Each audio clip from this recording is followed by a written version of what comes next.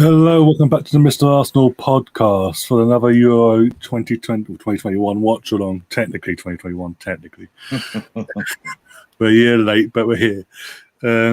Obviously, we're on the back of obviously Italy's win last night. This is the next upcoming game, Switzerland versus Wales. It'll be a very tight game. Obviously, with Turkey losing last night, anyone as Turkish descent or supporting Turkey will want this to be a dead rubber. Because after the battering they need the points to be dropped elsewhere now, and then to make up points. But as you can see, I'm joined by Warren. Sam will be on his way soon as well. Just sorting this out, if he lets me. There's just going to be a pain in the back. So there we go. There we go. This is the one. There we go. But yeah, I mean, Warren, what do you think about this game? Do you think it'd be a dead rubber, or do you think someone's going to just nick? Switzerland are just favourites for this, apparently, in the bookies.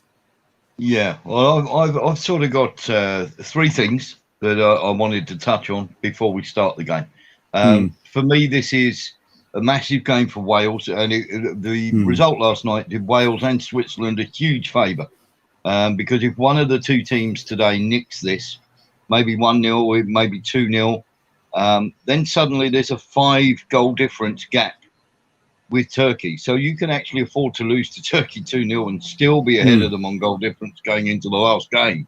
So what I was saying last night when Turkey got turned over 3-0, we were saying Turkey losing 1-0 wouldn't be the worst thing in the world, but they need to show something.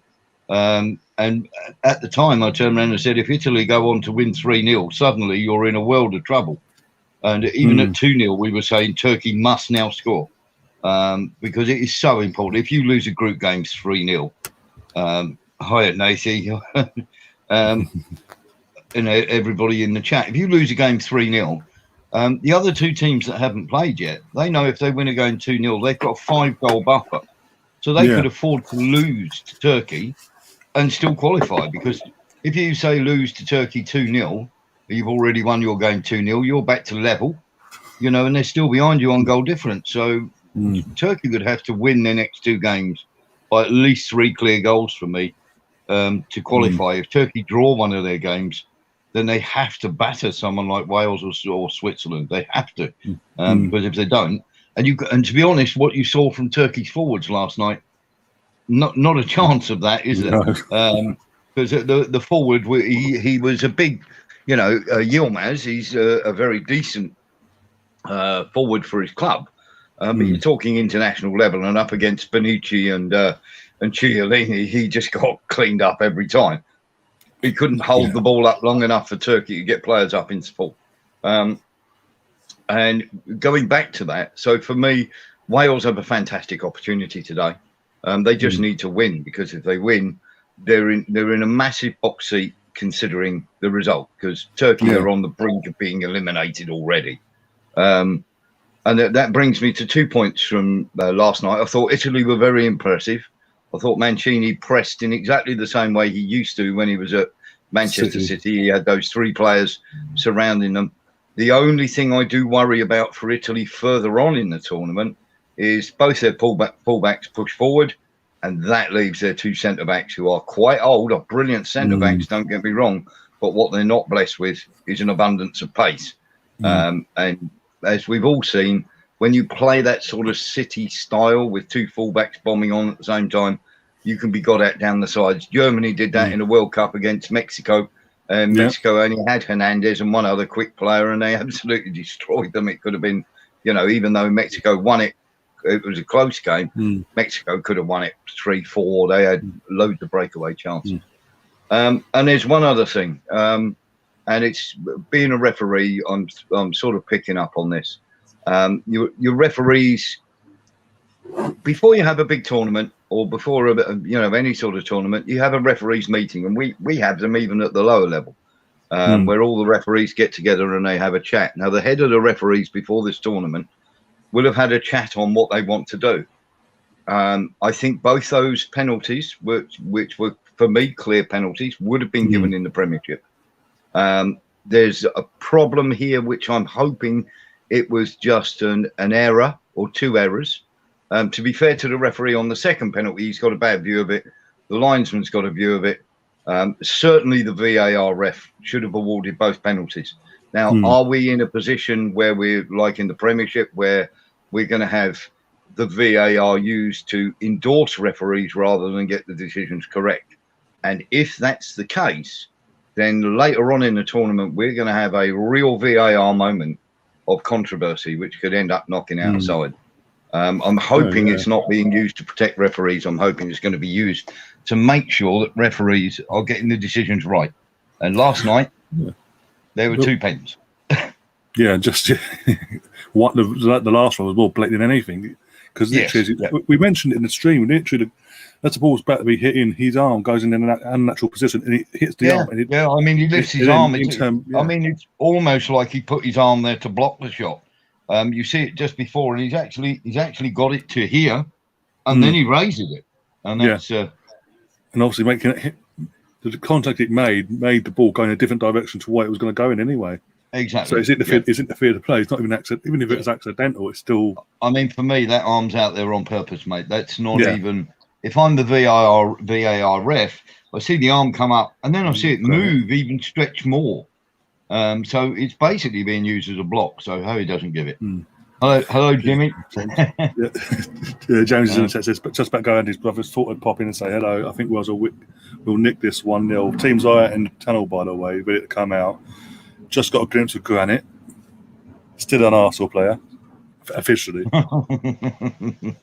I mean, if anybody is not, if you're an Arsenal fan today, you're celebrating getting 17 million for Xhaka. If you're not, you're absolutely crazy. Because 17 million for Xhaka is, I don't know who's done the deal on that, but God bless him. Yeah, exactly. And he'll probably do very, very well at that club. Well, yeah, he should do, especially that league, as we were saying last night. It's very not as fast paced and in your face as Premier League is. Yeah, you get much more time on the ball. Yeah, the world players are coming out as well. Exposed, yeah, in Baku, nightmares. So any true Arsenal fan has nightmares coming back now from a few years back. Yeah. Oh dear God. Yeah, it's not my favourite place. No, not at all. And now, Switzerland, Granite City needs not out as well now. Bloody hell.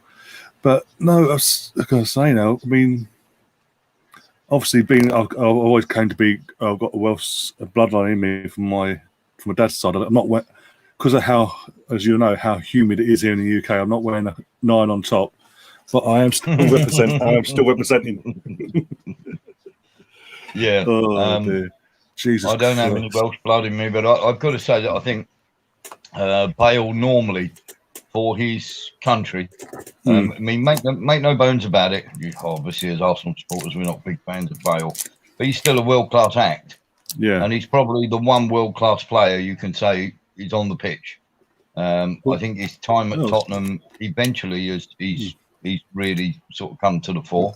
I don't think Mourinho fancied him too much, but he's a class act, and when he plays for Wales, he generally tends to play really well. Whether Switzerland can nullify him in that area, I'm not sure that Xhaka's the man to do it. Oh, exactly. I know, but also with Bale actually touched on his world-class play. He turns up though in the big games. In the big games, he's always turned up. 2014, the Champions League final, he got the goal that equalised and he got the winning goal. Sorry, that won in the Champions League in 2014. I mean, you can't. That's probably. I don't care about, Zidane Noke was the manager, and Zidane scored a fabulous goal and this, that, and the other. But when you consider Bale's goal, when the ball was actually going away from the goal, that's got to be the best Champions League goal I've ever seen, I think. It's right up there with Di Stefano's. If you see a picture of Di Stefano's goal against Eintracht Frankfurt on YouTube, when he dribbled around about 3 players and then just rolls the goalkeeper. Different gravy. Yeah, just had, Oh dear. But what your Ramsey's starting as well. I didn't know you're starting because there was doubts about Ramsey, wasn't there? He's been since he's left us. He's been very injury prone. Ironically, yes. Yeah, part of our fan base wants him back. Apparently, I don't think that's a good move. Not at his age. No. I mean, I'd much rather see us go for, you know, one of the young midfielders. Some of the people we've been linked with are not overly happy with the. I wouldn't say second rate. I'm not going to say second rate. Second tier midfield talent out there. And I don't mean like your world superstars. I mean you people like your Florentinos, your Boubacar Kamara, your Sandro Tonali's, people like that. You know, not quite making the team, but are young enough, 22, 23, very, very good at what they do, like the unsung hero. Yeah, and I think in Florentino and Kamara and you know, people like that, there are some good midfielders out there. You know, Gilmore's not overly happy at Chelsea. he's not getting blamed time, is he? No, he isn't. And the word is from a friend of mine that the manager doesn't fancy him very much at all. Really? And I think there's a young talent you could probably get for 8, 9, 10 million. Certainly for the price you'd pay in Xhaka. Yeah, and, exactly. I think, you know, he could only grow, Connie, and get better. Also, imagine Charlie Gilmore and obviously Smith Rowe, both playing similar positions, working off each other, both young British talents. Yeah, exactly. Gilmore likes to sit a little bit deeper, which would be absolutely ideal. And there's also a thing when you were talking about British and maybe having a better understanding. That was the other thing that got me last night as well, is they had a mixed team on the referees. Now, I think that's a really, really bad idea, because you miss when you're under pressure and there's a big decision to be made, and you've got to communicate clearly and well. That can easily be missed if you're, you know, using a third language, say English, or French or whatever, to communicate to each other. You know, you just miss that word that gives you a tip one way or the other. And I don't think that's a good idea. I want to see the officials all being from the same, good or bad. You know, they need to all be from the same place, really. Oh, exactly. That's the way it's always been. Yeah, there've been mistakes in the past, but it's always been. There's also been good in it as well, because, as you said, because they're all from the same country, all know each other's weaknesses and all that. They can work off each other as well. Yeah, and they see, they go out their way to look out for their fellow official as well, obviously from the same country. You know, whereas you could say there's not that same chemistry if it's all mixed up. Yep. I mean, Wales obviously have the threat going down the sides, don't they, today with what's his name, Bale and James. But you see, today they've got the old VAR panel. I'm glad to see they've actually got the proper refs, but the VAR guy, again, he's Polish, and they're all French individuals. The guy on the VAR is Polish. Not sure it's a good thing. And Babu should be. I mean, you've got Sheridan Shaqiri playing today, haven't you? And I think Emberley is going to be the guy they're going to have to look out for. He's pretty strong in getting, you know, charging through and past people. Yeah, and we are now underway. I've just kicked off on my screen 5 seconds in. Yeah, I'm well behind you, mate. It's a strange thing that they've got Petrovic doing in charge of Switzerland. He's meant to be a coach who very much, having come up against him before, very much a coach who likes a 3-5-2. Yeah, that's true. Yeah. Oddly, there's no Ryan Giggs. I wonder why. Can't think why. I mean, I know it's innocent till proven guilty. Not enjoying the flesh pots of Baku. Yeah, I know the whole thing of innocent till proven guilty, but the fact it's going to the Crown Court now, it's been dragged out. Obviously, as long as it has been until next year now. Welsh FA does all 5 of them lying, Ryan. All 5. Can't see it. I mean, okay. The Welsh FA did hit the nail on the head and just bin him off now. It's causing too much aggro for their own good. Yep.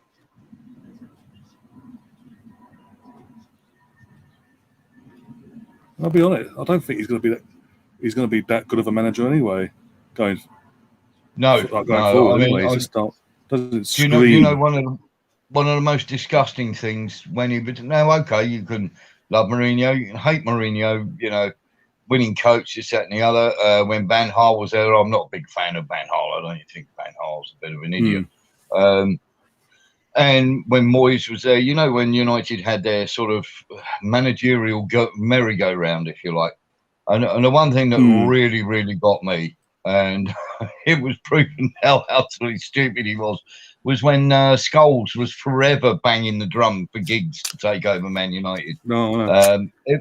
For about 18 months. Yeah, for 18 months, all you heard was Scholes going, "Oh, these managers are terrible," and this, that, and the other. It should be given to Giggs, you know, bigging up his best mate. But what people plainly, failed to recognise is then Scholes went to Oldham, and made an absolute pig's ear of it. You know, lost. I think he lost. He had 7 games in charge before he quit. He won 1, drew 1, and lost 5. And then tried to blame the chairman and this, that, and the other. But then another bloke went in there and got them to mid-table. You know, you're like, really? Hang on. So you're banging on about manager. It's fine if you've got a clue of what you're doing. You know, if you've had some success as a manager, but it was pretty much, you didn't hear from Scholes after that because obviously him banging around, you know, this manager's crap, that manager's crap, and so-and-so shouldn't be there and all the rest of it. Didn't take them long, did it? didn't take long for Scholes to be shown up, and after 7 games he's quitting. Well, when you took over Oldham, did you think there'd be like 30 million to spend? You know. Yeah. So he's forever banging the drum about Giggs, and Giggs' personal life, you know, that is not a good thing.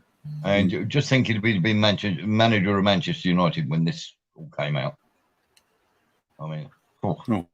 It's not being in a good spot, is it? I'm going to say, if he was, because Scholes poems are covered, never and all that. Yeah. Well, start off well, to be honest. But I was going to say, with Scholes and the Nevilles and all that, they all Nicky Batten all that own that Salford City, all of it's called, yeah. If Giggs is so great, why didn't they never hired him? Why has he been brought into exactly that? Why didn't he take over? You know, here you go. What better way to cement your legend, you know, your legacy as a Man United legend, than to take over a local team and take them up through the divisions and to, you know. So you sort of have to go, don't you? Yeah. Well, I'm on 3 minutes here, mate, and already Wales look as though they're beginning to look fairly decent. Yeah, they look pumped. They look up for this. What was it, Xhaka? Switzerland a little bit out of pace, a bit lethargic. Yeah. I'd say 4 minutes for me, but still. I mean, Petkovic he's known for being a possession-based coach, intending to push the fullback on and sort of playing 3-5-2 most of the time. But not really having much any of the ball, really. It's just like the ball, they're giving it away and being sloppy with it. Exactly that. I'm not quite sure. I'm not sure what the foul was for there. For the ball going over the top. There's 2 of them jumping. But I see now he's got his arm up. He's just pushing in the back of it. Fair call by the ref. I'll during this tournament, mate, I'll give the refs fair due when they make a good one. They will get some fearful harangue if they get the big ones wrong. And yesterday's referee didn't cover himself glory at all. You know, there was definitely 1 pen, and you can possibly go for. But at the end of the day, if there's contact in the box from behind, and the guy goes down in the box, and you think there's contact, and he hasn't thrown himself to the floor, he's been tricked from behind, it's a pen. You know, I don't know how the referee, the linesman, and the VAR guy get that wrong. The second one, the referee's not in a good position to see it, and possibly the linesman isn't either. but the guy in the VAR box, he's got to get that right. You know, the referee was unsighted because the defender, the back of the defender is blocking his view. But the guy in the VAR has got no get out of jail free card at all.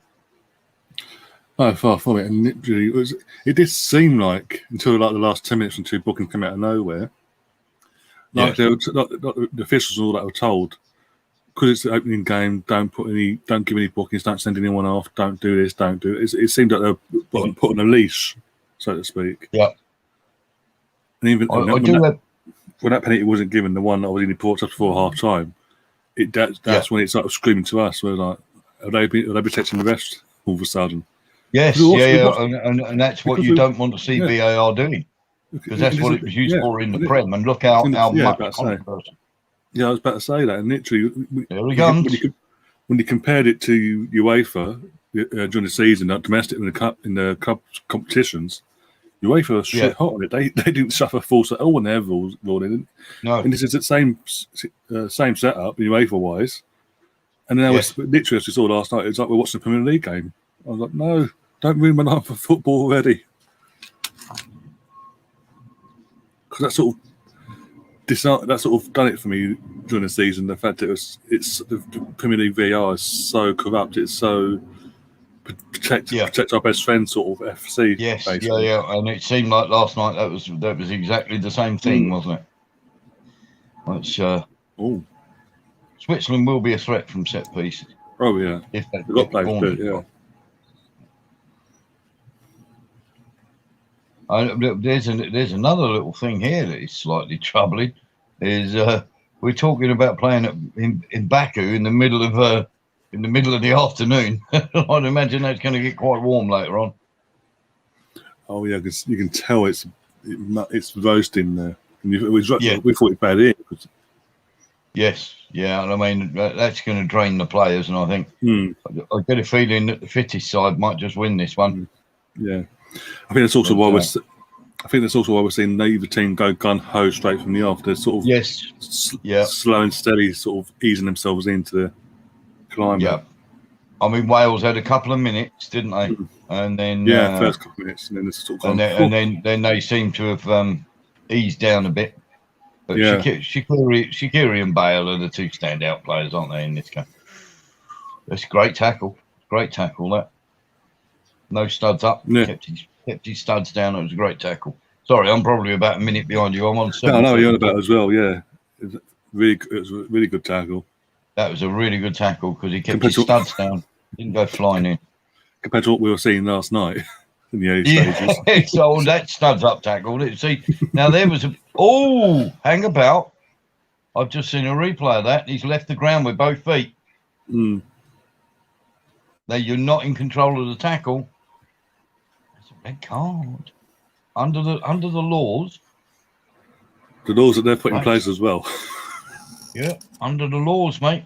If you leave the ground with both feet, you're not in control of the tackle. And that is there are 3 reasons for a straight red.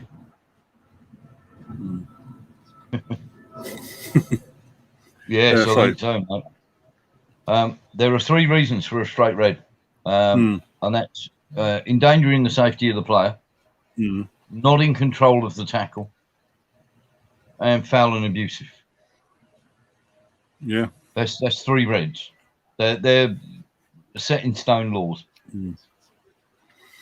Alpha's in the sense it's coming out of Albania a lot, and then obviously in Switzerland. Yes, 6 players that play for Switzerland in the Euros are from Albania. Yeah, one of them's a captain. Yeah. Because his brother plays for Albania, for fuck's sake. He was born in Albania. Oh dear, but everything that went off in that maybe change the name to Swissania. Or Albaland. What was it? Oh, what was it? Yeah, but I'm trying to remember. Was it 2006? Oh, what was it? Bosnia and Herzegovina. Yeah, Bosnia. And who was it? It was like they existed as one team basically. Yeah. And then after that World Cup, they went their separate ways. Now it's like Bosnia and obviously whatever they're called. I think was it Montenegro? Herzegovina. Yeah, Bosnia and Herzegovina. Yeah.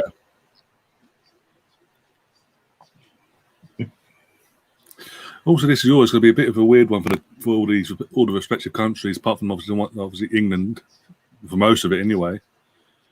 Because this ain't set in one place; it's set in like 4 or 5 cities. Like Baku, Yeah, Rome, I mean, Wembley. Rome I can understand. Baku I cannot. No money. I can't understand why they're playing in Baku at all. And if I'd have been drawn in that group, I think I'd have been absolutely furious, mate. Well, look at the situation as well of when the Europa League was held in Baku in its exact location. Yeah. 2 years ago. It's pandering, isn't it? Yeah, and all the kickoffs that had there, you would have thought, especially now that was before this pandemic, a year before the pandemic. You think during a pandemic, they go, actually, guys, you know what? We'll take you off for now. But later on down the line, you'll be the sole host nation, like the next one or whenever, when the next spot comes available, or whatever. But, you've got to wonder, haven't you? I mean, I think you've got to wonder because Baku is being used an awful lot. An awful lot. Just sad. And I personally think that's a long way to travel. Oh, Bell's on the attack. Let's see if it does it. Oh, that's poor. That's a poor cross in the end. But was it? Yeah. So yeah, Rome, Baku, Wembley, and who else hosting it? I think Amsterdam. Glasgow's being used, isn't it? Yeah, Hampden Park, and I think Amsterdam's been used, isn't it? Yeah, I think. So there's like 4 or 5 locations for one. So literally, you'll be like, for example, like today they're in Baku, and then the next game could be over another side, this side of Europe. Yes. You know, really get time to settle down in a location and train in that one location. I've got to go over the place and make all these different bookings. And again, pandemic. I mean, by all means, hold a one of the knockout games there. You know, so you take Rome. Where else could you go? You go Rome, France, somewhere close to England. Rome, France, Germany. So you got Italy, Germany, France, England. Yeah. Base there for all your group games. And then the final, then when you get to the first 16 of the knockout, you can have it in your far-flung corners. So you can have your first knockout game at Baku. You can have another one somewhere else, out in the middle of nowhere, wherever you like in those. So you can pick 16 different venues, your Lisbons and all the rest of it, maybe one in Spain or whatever, and then just come closer towards the final each time, That's what I never understand. Come closer for the final. So your last game. Well, is that the Swiss keeper?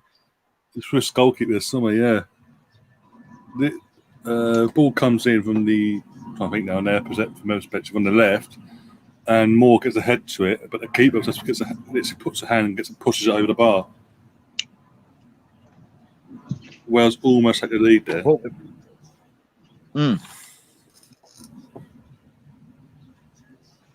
Just quickly having one out in the garden, so I'm probably going to miss about 4 or 5 minutes of it. But do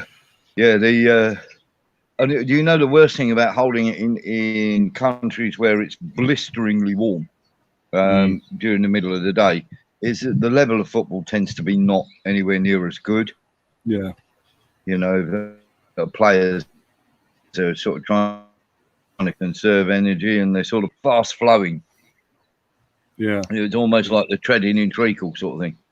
And that's why I think the World Cup will be an absolute disaster. Next Christmas, it's going to be absolutely awful. I mean, that's money. Session. That's money. It's nothing else. It's absolutely nothing else. Nobody in their right mind would have a game of football in those conditions. And you can put all the aircon on you like in those stadiums. Exactly. The ball's going to melt. Yeah. Rubber studs on it. It'll just stick to your leather boot. Yeah. People playing with them Nobody will be heading the ball because they'll all have them brollies on the top of their heads. You know, the ones you just fit on top of you. the head umbrella. Be like heading's complete. I'm not heading with this on. It'll ruin my brolly. Oh dear, got an laugh. But we said at the time when that was all announced, like Russia and Qatar, that it was money based because Russia you sort of say it's just Russia and then another like USA or whatever. You go, okay, whatever. Yeah. But it's actually it's Russia and Qatar. Literally, the fucking the one that's running it for Qatar was like got the trophy going. Who's got the most oil? Yeah. I'll tell you what. I'll tell you what could be a solve. And I know that this is not going to be popular, but bear me out on this, right? When they do play, leave the sprinklers on. Fuck it, yeah. So the players can get off. So they can get drink of water if they want. You don't have to have a water break where you're going over the sidelines every 5 minutes because you're absolutely too dehydrated. You can have a drink while you're running. You can open your mouth running along, and also your kicks getting nice and drenched. I think it's a great idea. Oh dear. Leave the sprinklers on and carry on playing. Oh, Jesus, that'd be something. Yeah, make the World Cup final interesting. Yeah. Oh, days. You know, do what Barcelona do when they get knocked out of the Champions League and players are celebrating on the pitch. You don't want them on there. Just turn the sprinklers on. You know. Barcelona, dirty tactics, never. Bad losers, never. No, bless them. That was quite funny when I was having and I'd never thought of it before, and somebody just ran it by me, and I went, "Oh my God, he's absolutely right." I was having a discussion with a guy at work who was marvellous at just going. You know, everybody was going, "Oh, Guardiola can't win it without Messi." People were going, you know, and then a bloke literally turned around to me and said, "No, oh, are we still there?" Yeah, I'm still there. Yeah, I can hear you. Yeah, Guardiola and Messi can't win it without Iniesta and Xavi. And I thought, how spot on was that? You know. You know, everybody going, "Oh, Guardiola can't win it without Messi," but Messi without Xavi and Iniesta didn't do too well either. Exactly, yeah. So if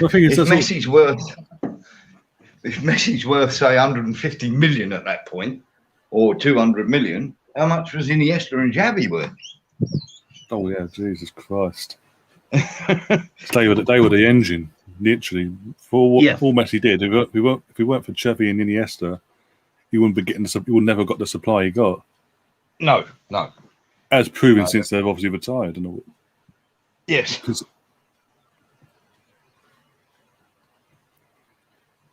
People don't. This is the thing that people don't recognise that, and they don't they give them credit to an extent, but they don't give them the full credit because they just see Messi because Messi does it. They just see Messi again. Yep. And the world's goalkeeper this time. Because they just see Messi, don't they? And they're like, okay, but you know, when you look back on it now, if Messi's worth that much, then surely Xavi and Iniesta, who were part of that, must be worth the same, mustn't they? If Messi's not done it since. Yeah, exactly. And of course the great God Guardiola. Only he could get the team to a Champions League final and bottle it and overthink it and do what he did. I'm just going to say, he's amazing. He's God's saviour. I'm just going to say 805 million, no Champions League. Yeah, exactly. Anybody else sacked. He's not the great god of football. He may play really attractive football that's fun to watch, and good to watch, but he's got one way of playing, and it's his way. And there's nothing, you know, there's little tactical changes on that, but the basic way of playing is still exactly the same. And, well, I'm not being funny, mate. If I had 805 million and I was in charge of Arsenal, if you had 805 million and you're in charge of Arsenal, there's a pretty good bet that just with the coaches that you have, hello, buddy, how you doing, Gaz? just with the coaches you have, you'd have won the Champions League by now. Oh yeah. Great save. Yeah, hands down. This is what we're saying. We've been saying. Me and you have said it for the last few months, and then we got to the final thinking, "Oh, we're going to eat humble pie here." No, but then yet again, it got to the final, and he fucking started overthinking it, and he fucked everything up for himself. Yep. And let's face it, Chelsea were well worthy winners of that final. Oh yeah. I mean, if it hadn't have been for old Mister couldn't hit a barn door, old Werner, they could have won that 3 or 4-0. Yeah, it could have been embarrassing. But like you said, anyone else spends that sort of money at any other club, they're sacked. And they get slaughtered by the media. He gets praised by the media. Yeah. I'm like, what? He's reached the Champions League final. That's the minimum. Minimum is getting to the final. Winning the league. Minimum. You should be winning with the squad you've got and the money you've spent. You've got to be winning everything. Well, exactly. I was about to say the money he's spent on his own squad. This is his squad now. Been for a few years. He should be winning the league. He's got to be winning everything. At a counter as well. Yeah, year in, year out. Liverpool shouldn't be getting anywhere near you. You know, let's be honest. None of the other teams should be getting anywhere near you with the money. That you've spent. Let's be honest. The only reason they won the league this year is because all the other teams in and around them, because it's being played behind closed doors. Yep. Stepped up, didn't have that same energy, and they just fell away. And also, you look at Liverpool, who had horrific injuries all season. Switzerland are beginning to dominate this game now. Yeah, I was getting more of the ball and having a lot more of it. Just apart from that chance you saw a minute ago, nothing really to hum about so far from either side. You look at Wales' defence, though, don't you? And you go, on half decent side, they're going to tear them to pieces. Oh yeah. Wales have to defend like Trojans, play above themselves at the back, and hope that James and Bale can create something. Because at the end of the day, Switzerland would. Switzerland aren't the greatest side in the world. They come up against a really strong side. Imagine, Wales coming up against France. You can't see anything but 3-0, can you? No, exactly. Absolutely. As you said, when they go up against, it's not like this is the thing with because again, BT pumping up. Did this game, speaking to fans and all that. And the fans are thinking, they could repeat what they did 3 years ago. This ain't the same team and not the same energy because that was the first time in how many years they got to a tournament. And you're also talking then that Bale was at his very best then. Bale and Ramsey are the players at the tournament. Yeah, for them. Hello, what's going on here? Oh, doesn't like the ball. There's one for you. Not happy with the ball, ref. You wouldn't believe how often that happens at park football, where players where you've already tested the ball and the ball's fine. The amount of players who go they hit an under hit or over hit a pass and they go the ball's flat, ref. Happens so often. You have to get it at least once a game. Yep, Greenwich missed as well. Yeah. Oh, we've got Bluebird. I've got a new person in the chat. Bluebird legend. There we go. Cardiff. Sorry. Yeah, it's the basic. Yeah, Welsh. I've got a fellow Welsh. Oh, I say fellow. I'm a quarter Welsh. So, but yes, his Kiefer Moore is made for granite. Made of granite. Yeah. For anyone who doesn't know, Wales have now experienced their very own version of Terry Butcher. He's now got Kiefer Moore's got a vet round his head. He's got a Terry Butcher headscarf on. I like as well as they're trying to make it the same colour. Switzerland are beginning to turn the screw here.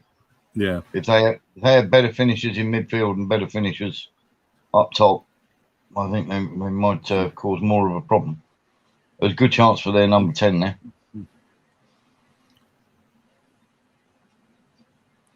Just going back to 2016, let's talk about Ramsey and Bale, but Ramsey was in the form of his life in that tournament. The one game he didn't. Ramsey and Bale was a reason, and that was the difference between us and them, is they had one world class player. Yeah. And always used to make me laugh when people used to go on about the so-called golden generation, you know, and then the players that came afterwards.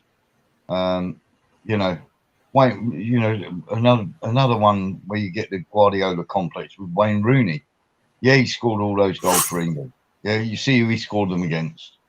Most of them were in qualifiers against pretty poor sides, and he never ever achieved the level of success that he did when he was 18 and playing in that European tournament. And he ended up with a foot injury and he was out of the game and he got sent off. But he never really produced it on the big stage at a World Cup or a European Championship after the age of 18. No, that's yeah. Yeah, great club footballer. Don't get me wrong. Yeah, as a club footballer, great club footballer.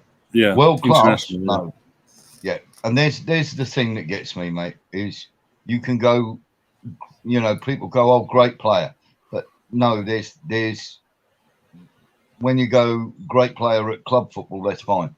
World class is a term massively overused.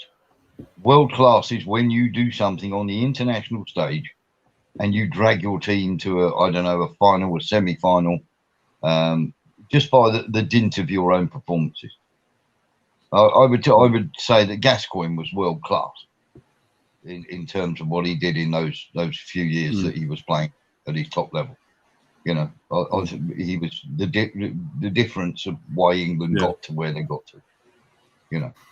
Yeah, no one came close to him, especially 1990 World Cup. He obviously he set the stage of like the World Cup, and then '96 for the Euros, he took the game by the tournament by the border horse. And the worst thing about that was in both those competitions, had we got through to the final and got past the Germans, we'd have beaten both teams.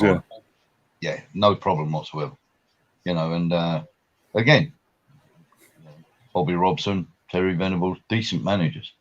You know, we had some good sides there, but I honestly think, you know, you can put Ronaldo in that bracket because he dragged a fairly average team to, you know, regardless of last time, yeah. You know, he's dragged a team by dint of his own performances to a championship at international level, and you can't be, you know. Would you say that? I mean, you look at when Greece won that awful competition. You could argue that the Greek players with less talent did more collectively as a unit than England with Lampard, Gerrard, and people like that ever did. Big up Mark as well. Just joined us. You know, so England never got past the quarter-final stage with your Lampards and your Gerrards and your Rooneys. And yet Greece with absolutely no names whatsoever as a team.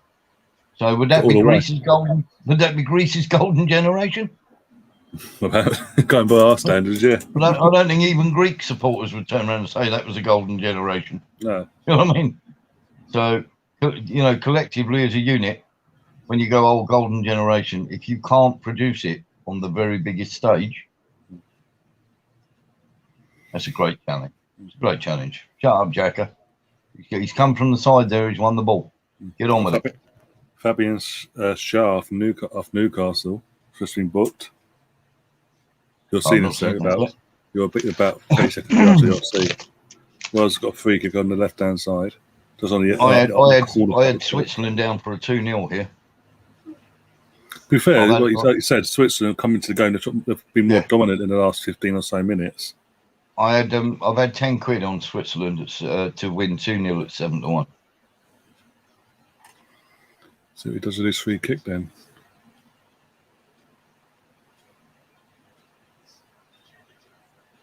If Wales score, I'm busted. How you doing, Greenie? Nice to. Oh, hello. Oh, what's happened here? You're seeing it now, then. Yeah. I've got dropout on my iPlayer. Oh, it's doing that old buffing bollocks. Doing the pink wheel of death, yeah. Yeah. Oh. Well, here we go. Let's see what he does here. I think, is that a corner or is it a goal kick? I say goal kick. I think. Oh yeah, I've got the foul. Yeah. I'm on Daniel James being tripped over on the far right-hand edge of the box. Yeah. Just took the free kick and nothing came of it, basically. Yeah. Was that Bale? Yeah. He tried crossing it. He didn't go for goal. He tried crossing it into someone, and no one was there. Basically. Really? I think Bale having a dip from there is more lucky because they haven't really tested this keeper yet. Bale having a dip from there would have been possibly better. Well, yeah. Apart from Moore's header about 15 or 20 minutes ago, neither goalkeeper's been really tested. Apart from one save each, nothing's been. I mean, it was more central. He probably had a dip, didn't he? But like you said earlier, Switzerland's getting hold of the ball now, so playing possession football basically, and trying to break down Wales. And Wales do defensively look a bit shaky at the back sometimes. Hire Wales out of it.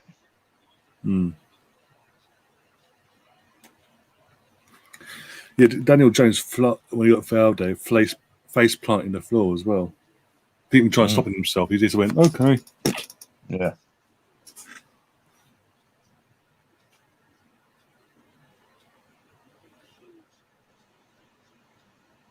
You've got to see when that free kick goes in. You've got to see.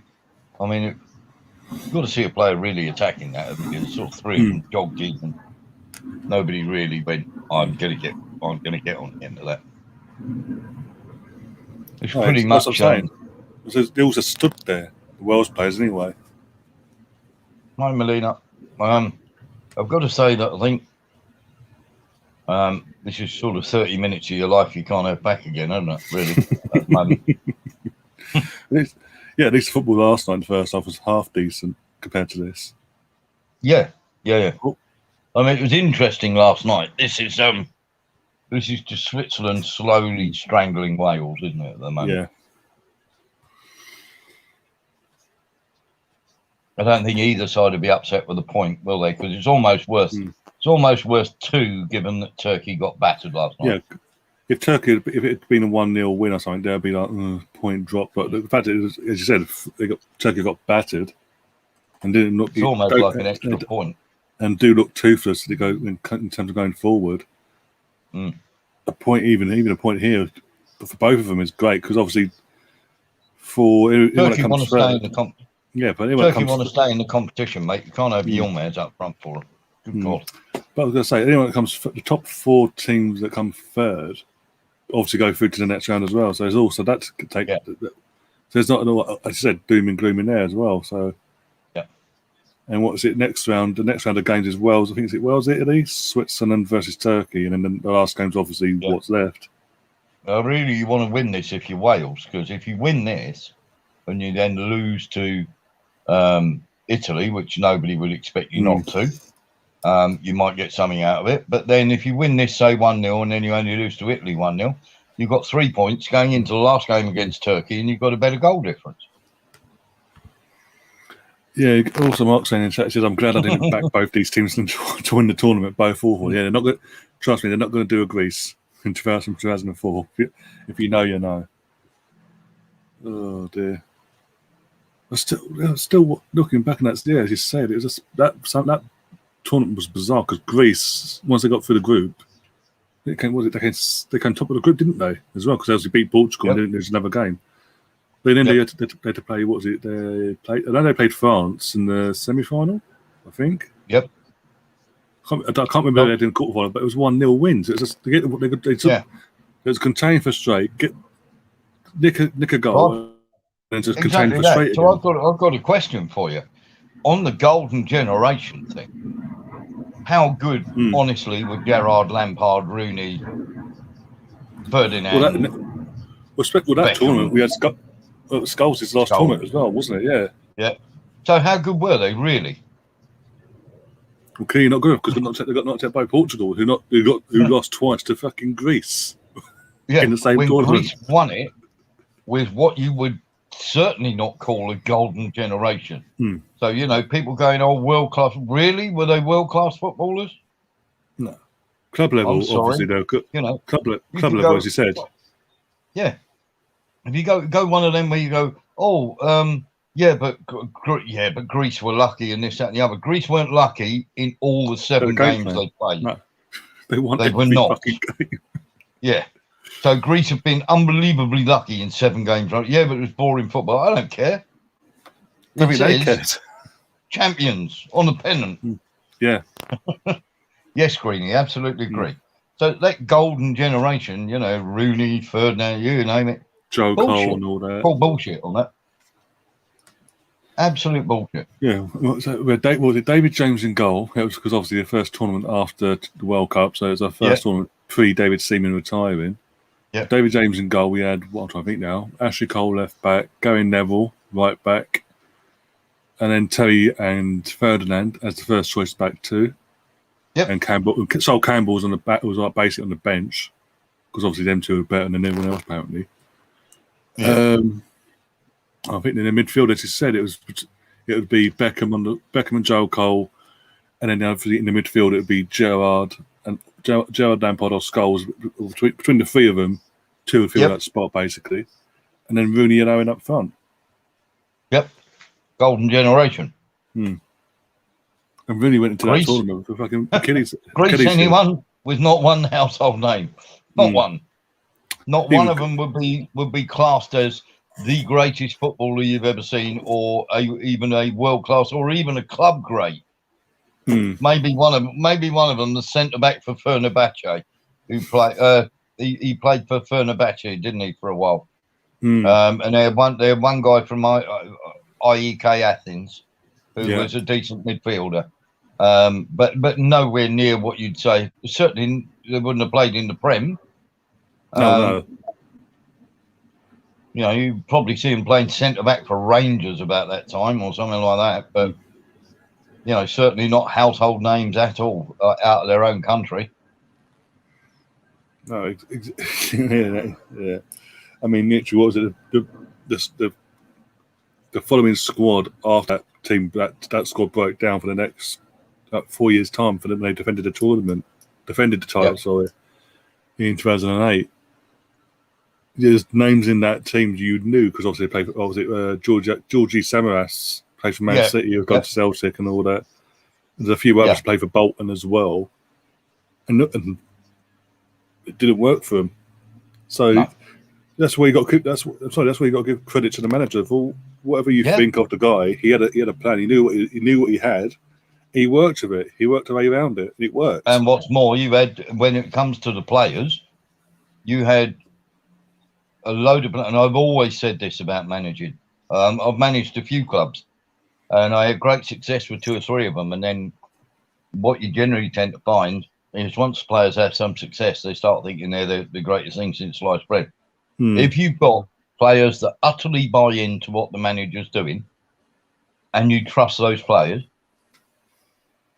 you can achieve miracles. You really can. If you've got guys who are just individuals, who are not possibly at the very top of their game or are not 100. They're sort of going to do what they do. And if you can't find the pieces to the jigsaw puzzle, in England we're always a jigsaw puzzle. You can remember, especially always in a the jigsaw puzzle when the pieces didn't fit. Gerrard, Lampard, goal.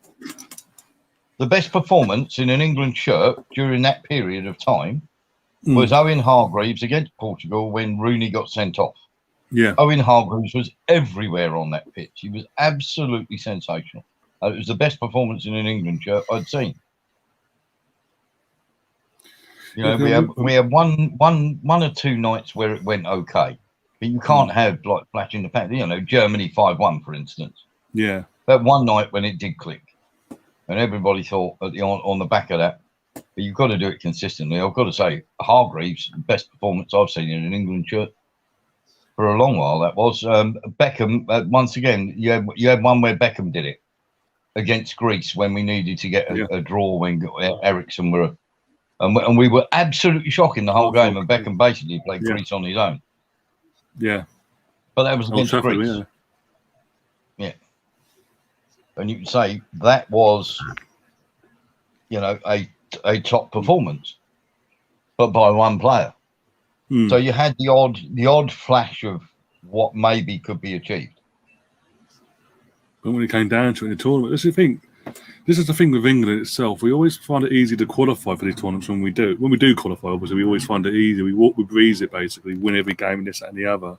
That's because you're playing Liechtenstein. Yeah, exactly. And then the media and everyone hypes them up, this, that, and the other. They're going to go all the way. They're going to do this. Semi-finals at least, and this, that, and the other. And it comes down to every time. It comes down to the actual tournament itself, the main event. But they bottle it. They always bottle it. That's why after, what was it, 2006, I just lost interest after we got knocked out with Portugal in the World Cup. From now on in, and when obviously McLaren came in, I was like, oh yeah, cool, whatever. I mean, if you're playing a European qualifying group where you have to play, San Sebastian deck chairs twice, it's not surprising you're going to look good. Well, what is it? We went through a stage where we were just playing every qualifying for Euros or World Cup. Was always getting put in the group with Macedonia. We had to concentrate them, for fuck's sake.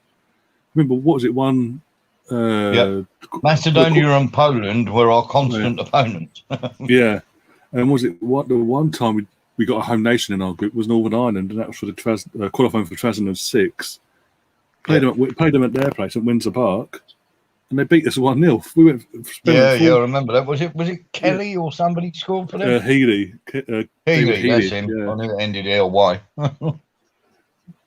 Yeah, literally, Spen went full strength that night, the big names, and they didn't bother. They thought they'd gone across that line and thought they'd won it before they even kicked the ball. And you could tell they didn't seem up for it. And as soon as Northern Ireland scored, there was no kick up the arse, like, oh, fuck, what have we done? It's just like constant every night. And again, them little moments there gave you that sort of glimpse of, hang on, guys, look. This is what I mean about world class to club class. Club class, great club players. And, I don't mean club class in a nasty sense. But club class, absolute class for their club. World class, different story. Oh, dear. Got a couple more minutes of this half left. Nothing to sing home about. It's why I've been talking about Greece and God knows what.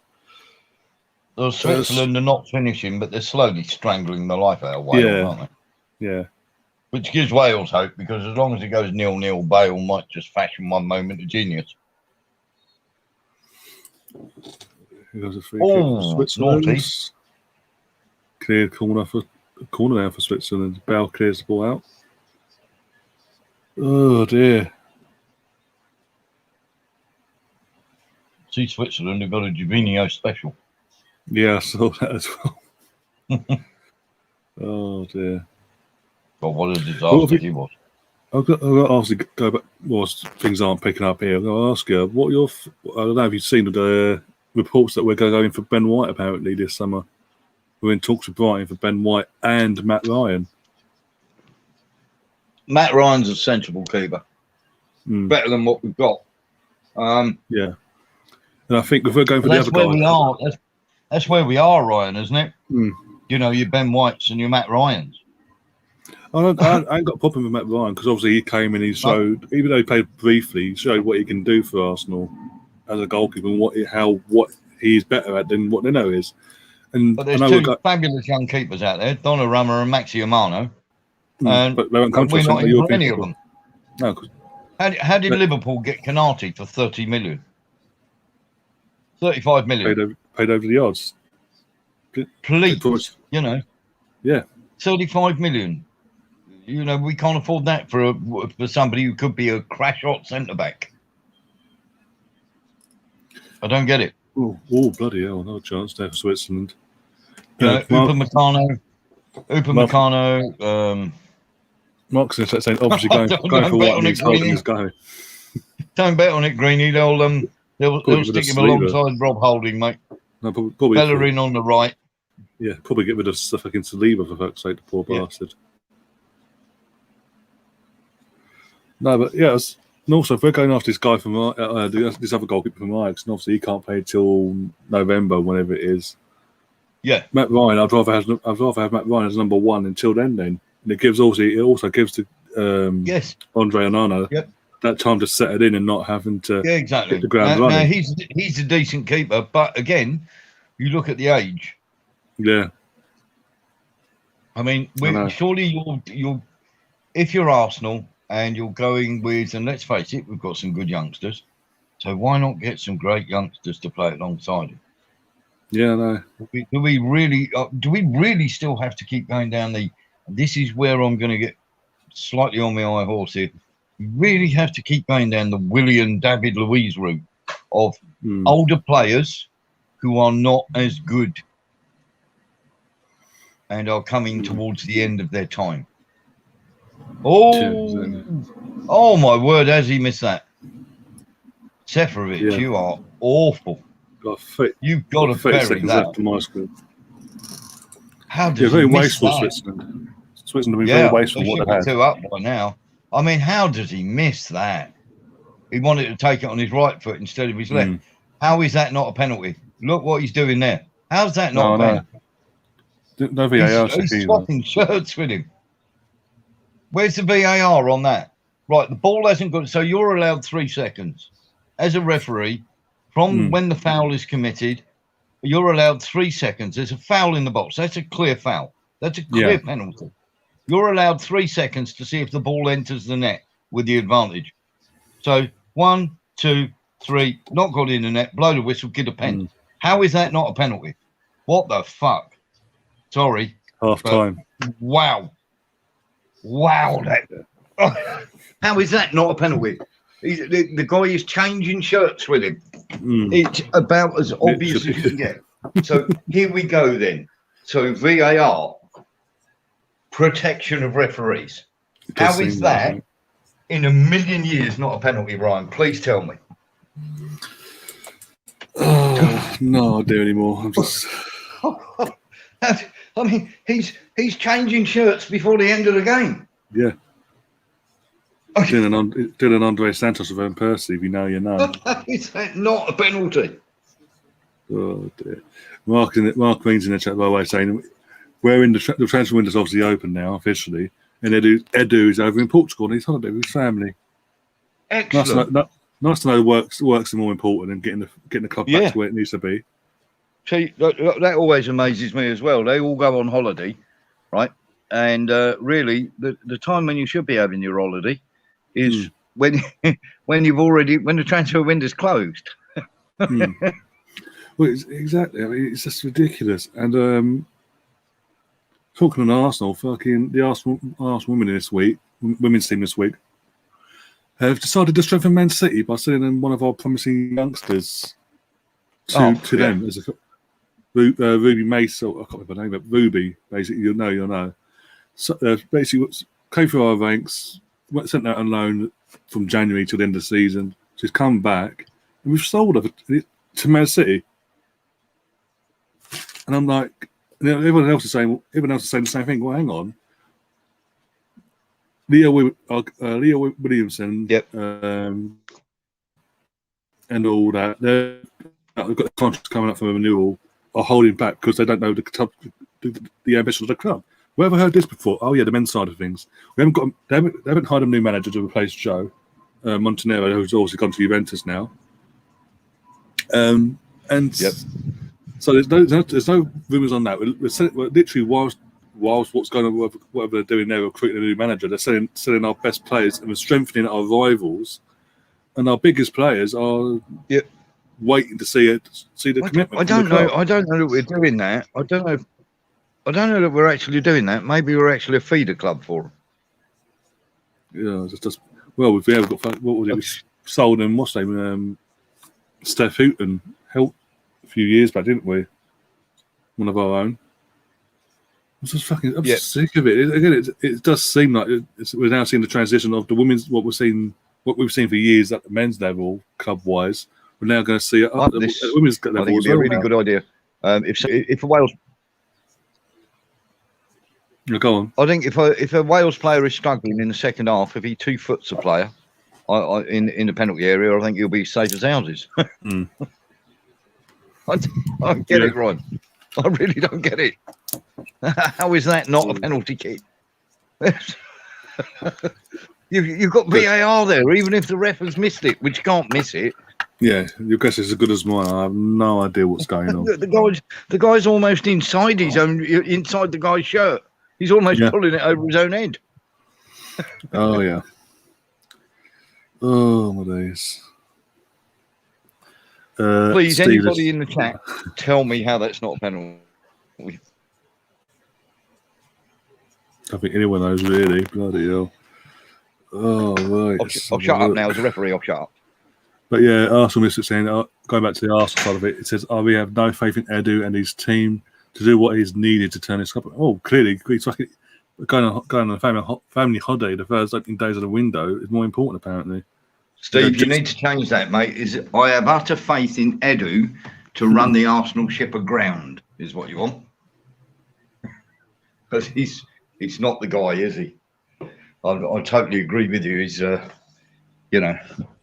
if you're on holiday with your family, you should be out there, surely, travelling round now, trying to find these hidden gems in the European Championships where you can go, because you bet your bottom dollar there's other people out there doing that. Oh, yeah, definitely. Mark in the chat is also asking thoughts on the team Southgate will pick tomorrow. Your guess is as good as mine. Don't even get me. Any 11 players who are quite willing to take the knee. any 11 that can kneel. I think he'll play safe. I think he's frightened of Croatia because of what happened to England last time. I think he's still scarred by that. So I think he'll go quite a defensive unit. There we go. 5-3-2 or 5-4-1. He's going to play five at the back. Oh yeah, of course he will. Yeah, play one of the centre backs will be fucking the striker. A striker, basically, be fucking Rashford or something stupid. Fucking what was it? Sterling and Henderson have been awarded MBEs in the Queen's Honours birthday wish list. Why has Sterling been given an MBE? Well, according to Sky, it's to do with obviously his work with the anti-racism and all that. Oh, apparently. For Christ's sake! You know what I mean? Don't know what Henderson does. Quit playing football and go and work for the Anti-Racism League or kick it out then. Your job is a footballer. Go and do something on a park. You know, Rashford, go and serve dinners. You know what I mean? Go and do something on a football park that gets you an OBE or an MBE. I don't know. Yeah, I don't know what. Yeah, I have no idea what Henderson's been given an MBE, but yeah, it is what it is. Steve in the chat saying Ryan is right. We need Overmars right now. I've said, mate. You know, I've been saying it for fucking pretty much the whole season. See, I'd love to see Bergkamp, Van der Sar, and Overmars at the club. Fucking what a powerhouse that would be, Jesus. Steve's absolutely right. Safe 2 with 10 at the back. Yes. I mean, I'm honest. I don't know what your three in behind the main striker would be, which is obviously going to be Kane.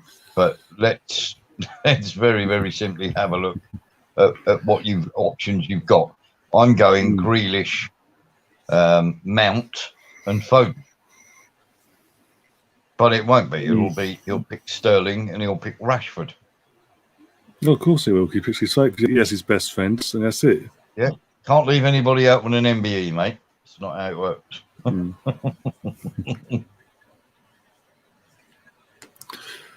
Mark says, I have no idea why Henderson's in the squad, never mind an MBE. That's what pissed me off last week, actually. I know it's offending and all that, but he missed, obviously, got 2 penalties last week. He took one of them and missed it. And when he's asked after the game about it, he says, well, it's not the first time.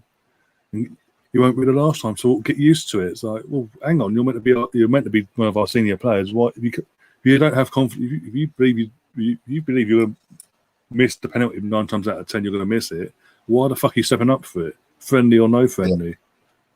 Because that's what's going to happen. We're going to get a penalty shootout. If we get that into the knockouts, it'll be a penalty shootout come the knockouts, and he'll step up and miss it like he did in the last World Cup. It's I wouldn't want to be having him. He's a leader. Penalty. Now, there's an interesting thing. A little bit of chat there. Here's a little thing that people may not know. This might get you banned here, right? But Gabby Logan is doing the TV on the BBC.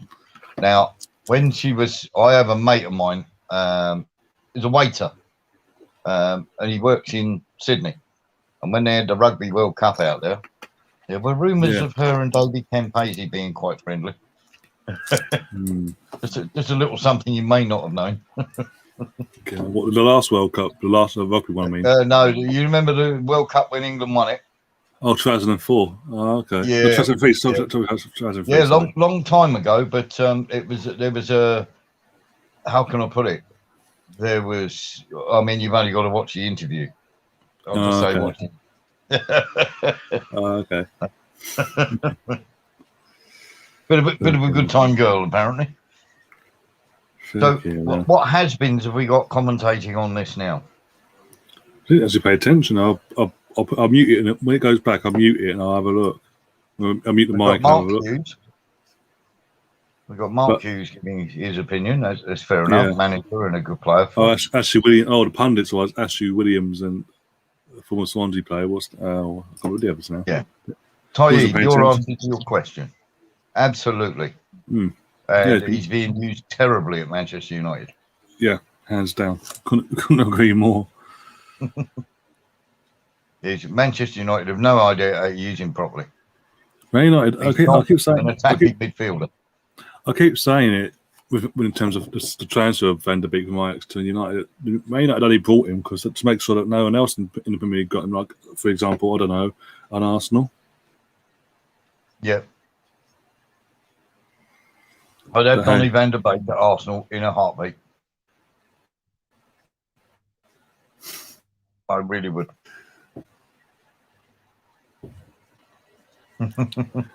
Mark saying if it's an offer, why you take it easy referring to the campaign. Steve, stepping out to get breakfast, mate. God, how late did you sleep in? He's over in Canada, isn't he? So it's probably it's like silly o'clock in the morning, probably. Yeah. Fair play to the commitment, though.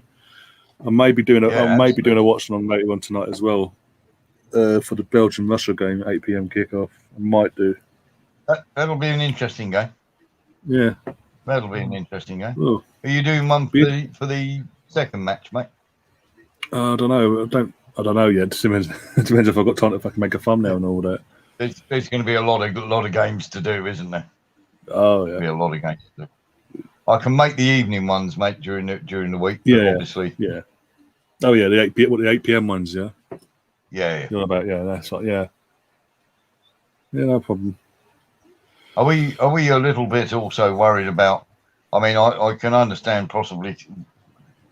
I don't think it's a good idea. I don't think England can defend well, but the centre back pairing for England is going to be a worry, isn't it? With Maguire out. Oh yeah, this is another thing that pisses me off. Not just Southgate, but England managers gone past as well. They always fucking pick injured players for the fucking these squads and think hoping that they'll make it at some point, even not the group stage. Yeah, that's a staggering. The third group game or the fourth, that fourth game if you get through. It's like, well, hang on, if you don't get through, then what? You just wasted a spot then. Where are the testicles? You know what I mean? They just don't have the cojones to make that call, do they? I'm not taking you. You're injured. You know, they did that with do you remember when Beckham broke his metatarsal and then you had Rooney who was injured at one stage? Rooney and they took him and they were hopeless. Yeah. Rooney, Rooney, what are you on about Rooney? 2006. That's literally 5 weeks before the Euros. And there's no way you're going to be fit. World Cup got started. No way you're going to be fit. And he didn't play until like the third game or something. That's ridiculous. Yeah. And by the time he's got full fitness ready, he plays Portugal and gets sent off. I'm just like, fucking how is Scotland going to approach this? How is Scotland going to approach it? I think they're going to be, in terms of mindset for themselves, nothing to lose. Surely. Well, exactly. They've got the same mindset as we saw with Wales in 2016. Nothing to lose. Just enjoy themselves, basically, and have a bit of fun. But you'll get the jocks giving it they'll get a draw against the Czech Republic. So they get a draw against the Czech Republic or win 1-0. before you know it, they'll be doing the same as us. Oh, we're going to win the whole tournament. Yeah. It's coming home to Scotland, yeah. The Scottish version of it's coming home, Jesus Christ. We're on the march with Ali's army, all that. I always remember that when they go, England won't be going because they didn't qualify, and then they got battered by Peru and Iran. Oh dear. So you're saying in the chat as well, if Wales games ends 0-0, then I've wasted the first 45 minutes watching the crap game. To be fair. Well, to be fair, last night was 0-0, mate. In the second half, half time. Yeah. Second half, it took off. Yeah. And I think if Switzerland can finish, if they can chuck a guy on who can finish, I think the game's there for them. Because they're slowly strangling Wales. Wales have become less ineffective. Yeah. They've become less effective. I haven't seen much of Ramsey myself. I haven't seen much of him in the game. Bell. Yeah. Apart from if you lose Ramsey and Bell anyway, they're toothless. They've got nothing. Yeah. No, off the bench, got young players, but they're nothing like inspiring to come on and sort of change the game for them, get them back into a game. Yeah. Well, great. So he stopped skipping the jump.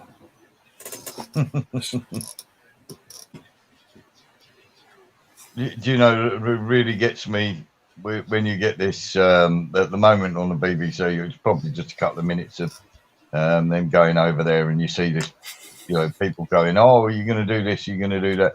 And you get these sort of young lads who don't know a lot about football, coming up with their mobile phones and going, "Yo, blood, we're going to do this now. I'm here with so and so who's absolutely saucy." Wales and Switzerland, no Italy, Warren, absolutely greeny. Absolutely greeny. Switzerland are starting to strangle the game slowly. And I think Switzerland, I'm still feeling good for my 2-0, to be honest, to Switzerland. And I'm hoping that'll be the case. But I can't see either of those two sides bothering Italy. However, when you look at what Turkey did in terms of their forward play, you would have to give Wales and Switzerland a chance against them. For me, it's Italy top in the group, and it's per many 1-3 off that. Oh, it's Steve Wilson. Commentators are Steve Wilson and Robbie Savage, by the way. Just come up on my screen. So thank God I ain't got to listen to that. I don't know what's worse, Jermaine Genius or Robbie Savage. Yeah, those two great international footballers, Robbie Savage and Jermaine Genius. Did Jermaine Genius even play an international tournament for England? I don't think he did he? No, he didn't. That's how amazing he is. Yep. I mean, you've literally got, you're rolling out people who are not. And I've got to say probably that BT Sport do it better in that they've got players that have played not so long back, at a good level. And yes, still 0-0. 0-0 Facebook user. So it's 0-0 at the moment, but I'm still feeling good for a Switzerland 2-0 win if they can bury their chances. Because they've strangled Wales, and Wales have become less effective as the half has worn on.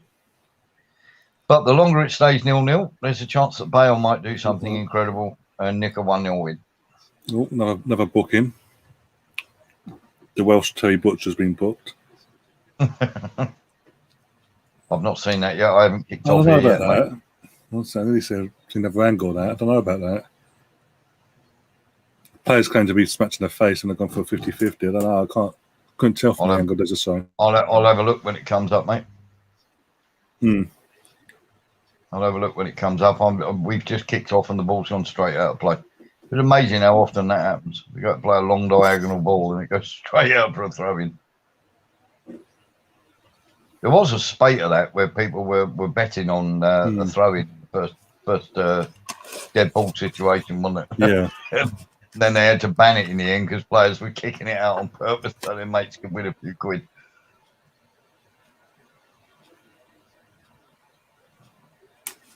Yeah, I've not got to the yellow card, mate, yet. Yeah, you'll see in about 30 seconds or so. Yeah.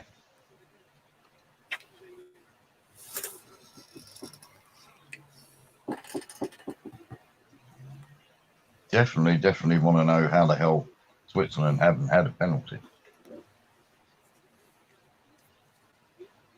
That's a foul, son. Oh, that's not the one. That's the Swiss foul, by the way, on the Welsh play.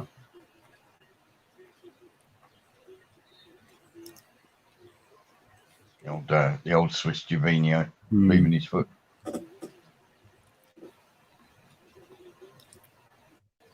Oh, in. What a save from the Welsh goalkeeper. Ward there. That's poor defending. You'll see about a minute or so. Oh no, that's not a yellow card. What a load of rubbish. He's not even looking at the defender. He's not swinging his arm up at all. It's an accidental coming together. That's not a yellow card. So that's a yellow card, and tugging the jersey off someone is not a foul. Clown. Man's an idiot. Idiot. 1-0, Switzerland. There you go. Xhaka with the assist. We have a goal. Finally. Uncle Warren's money's looking good. I've got another. But Wales have got to be a bit more expansive now, which means they'll leave more gaps at the back, which means Shaqiri gets more room to go and create havoc. I'm liking this. And we've got there's another 40 minutes to go. So, I mean, just the defender that was on the goal score when you're seeing about 45 seconds or then. Yeah. What is he doing? Guy just being led off the pitch at the moment because he's been flattened by huge elbow, and he's being led to the sidelines because he's utterly groggy and maybe unable to continue. And they're going to wipe his face down, and they're going to give him. I think he's got a bit of a bloody smelling nose. salts and all that. Yeah. Yeah, it's smelling salts. Magic sponge down the testicles. Oh, where are you? No. Oh, great save. Yeah, it's from the you'll see they're going about 30 seconds now. Yeah, that's a tremendous save. Again, I'm sorry, the defender marking the guy that scores the goal. What is he doing? He's just holding on to the guy, doing nothing else. Changing shirts again. Mm. They're done for pace, aren't they? The Welsh. Yeah. The Swiss guys are too quick for them up top. Well, they've got no, from what I can make, no real experience from the last tournament. Oh dear. This Euros. Yeah. Oh my lord, that's an awful defending. That's a header in the middle of the goal from 7 yards. That's a shocker. How do you concede that? Well, it's just it's just seen the replay. It's just absolutely abysmal. Where's the man coming and attacking the ball? Where is he?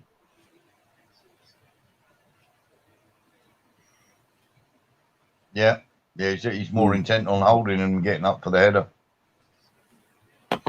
That's absolutely useless. Oh dear, why is he marking him?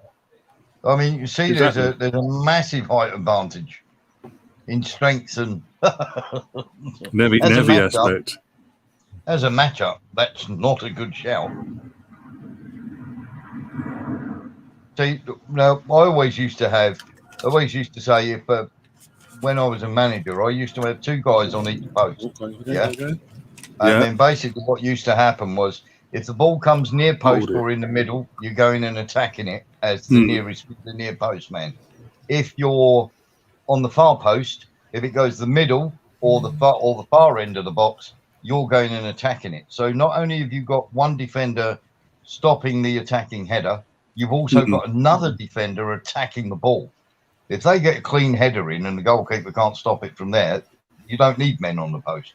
You have them there to go and clear the ball. They go and attack the headers. And obviously the one guy that's left over can then be on the post. So you should never get, with two defenders attacking the ball, you should never get a clean header, and you've already got one post covered, so the goalkeeper only has to worry about one post. It's unbelievable. I mean, international setups from corners. I mean, what are they thinking? It's pretty easy. Yeah, standard stuff.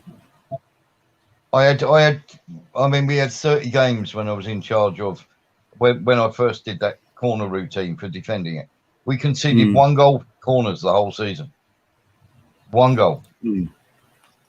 And that was because it come off. It was an own goal from one of our defenders who just arrived a bit too late and got it slightly wrong. But we never conceded goals from corners. It's so easy to defend. This zonal marking at corners is about as stupid as it gets.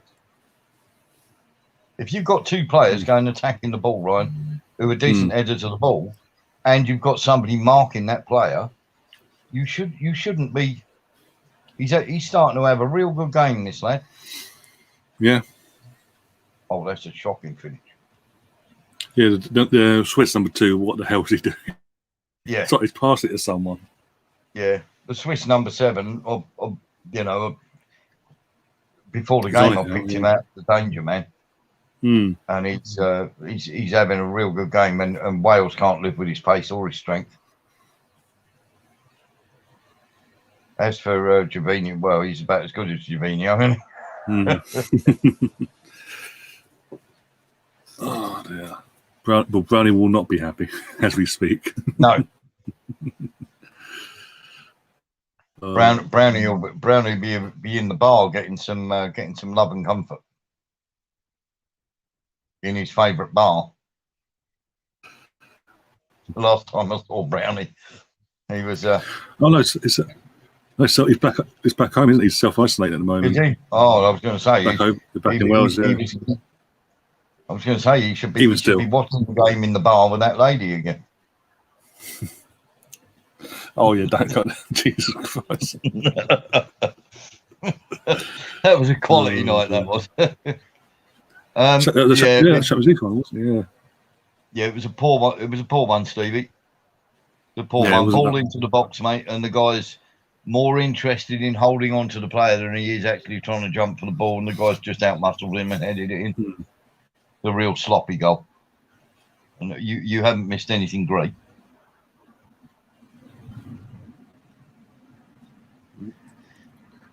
Turkey will be praying for a second Swiss goal now. Yeah. Sort of golden. Yeah, so that goal difference out. Yeah. Yeah. No, the way Wales are playing today, I don't say one game, but the way they're playing, Wales v Turkey could be a make or break for that third spot. Oh, it will be. It will be.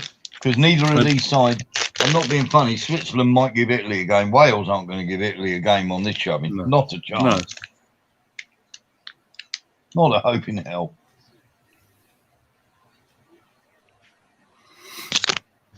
Oh, dear. And I'm sorry, Mr. Moore is not going to get much of a chance up against Chiellini and Bonici. No. He'll get bullied. Bale and James have got to do something. Oh, lost him. We are a man down. Whilst waiting for him to come back, Wales are on the attack. See what they can do from this. Everyone back on the other. Oh, good defending there. Oh, someone's at the next door. Set their barbecue off already now. Let's have a look. Bear with me. Yep. Hang on, what? Oh, having a fucking cavern, of course they are. Yeah, it is what it is. But yeah, thank God I didn't bring in the fucking put washing out, eh? Wait till later now. Oh, Owen's back now. There you go, you're back. Got drop out, mate. Sorry. You know what it is. Literally Wales had an attack and then just fluffed it while she was gone. As you're about to see in about the next 30 odd seconds. Yeah.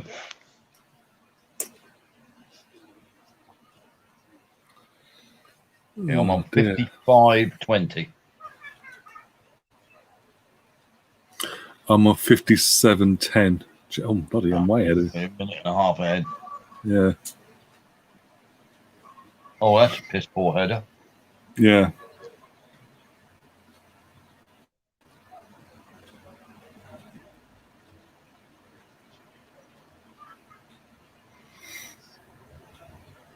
No, if Wales do get beat 2-0,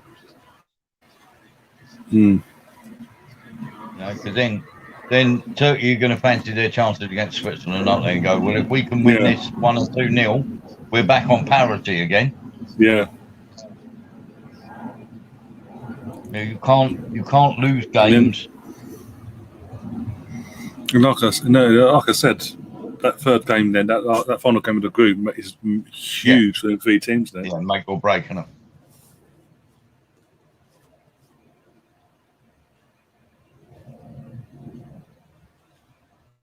I mean, but you got to put it in perspective.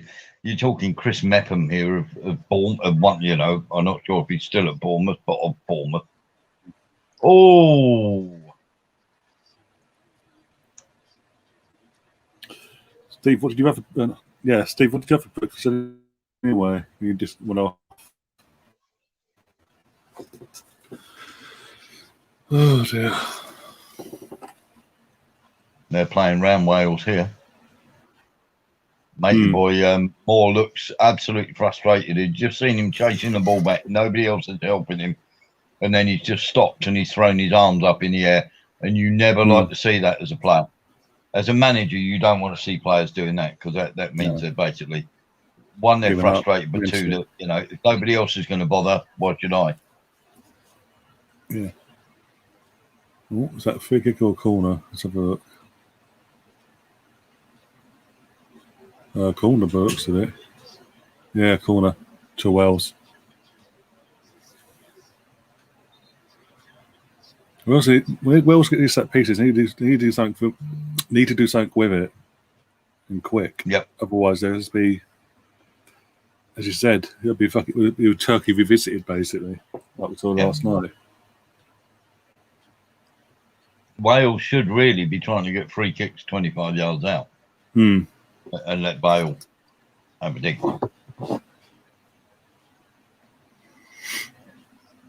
Can't see they've got a lot else apart from Daniel James's pace maybe in the last 25 minutes. I think maybe they don't have another option, but maybe James would be better coming off the bench with 25 minutes to go and just giving him the ball and going, go on then, go and run at people when they're tired. Yeah. Go and run at that fullback in the heat who's been out there for 65 minutes.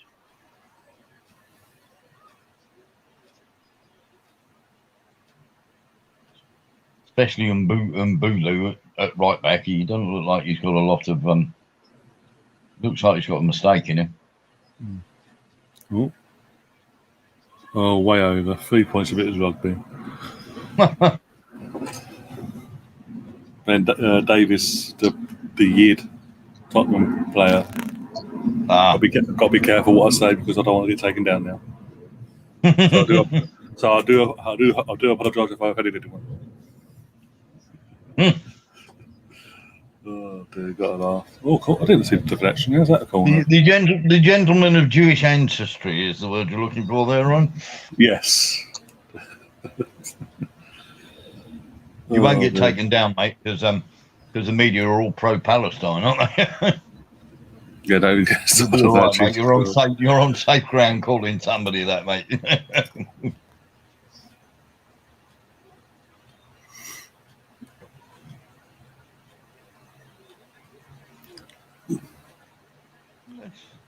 be honest, Wales got a free kick there, but the guy's just been strong and he's got his foot to the ball.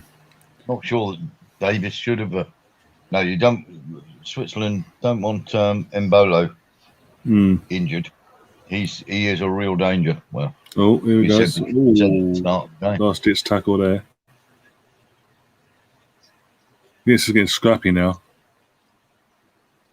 Yeah. Switzerland are putting. As soon as Wales get towards the midfield of the ball, Switzerland are there. Bang. Yeah.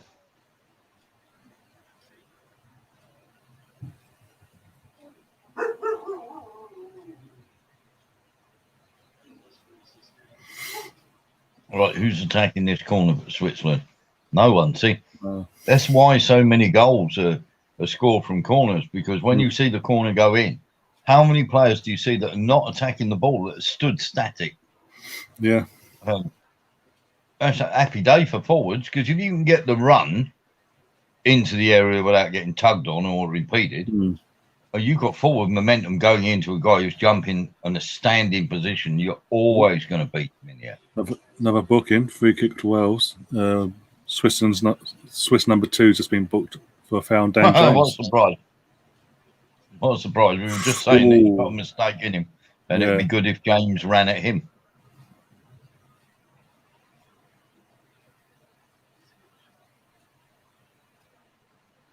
You know, one of them, identify the weakness and attack that weakness. Well, it's not a difficult thing. Well, Ramsey's taking it this time, not Bell. Okay. This will be interesting. After Bell's failed attempt in the first half. Similar angles to what Bell had as well. Obviously at the other end. But Is it on a different side of the pitch? Yeah. Well, basically. I've just seen that last ditch tackle by the Welsh player. Just on the edge, on the corner bit of the box. So it's sort of curl it. You can either go for shot or cross it in, basically, options. What's the second game we've got today? I think I'll double check. I think it's Finland v Denmark, I think. Oh. Where's Mr. Greenwood? Apparently he's out enjoying the sun. So I'll try. Our Scandinavian expert. Yeah, 5 p.m. kickoff, Denmark v Finland, and then Belgium v Russia at 8. So if you guys want me to do that, all three, I will. I'm not doing. I'm definitely not doing all three tonight. Jesus Christ! England, Croatia, that's bad enough, and then you've got Austria versus North Macedonia, and Holland versus Ukraine. Oh no, that's a miss. No, Austria and North Macedonia is an absolute day off. Oh dear! I think people will be okay with me not doing that one.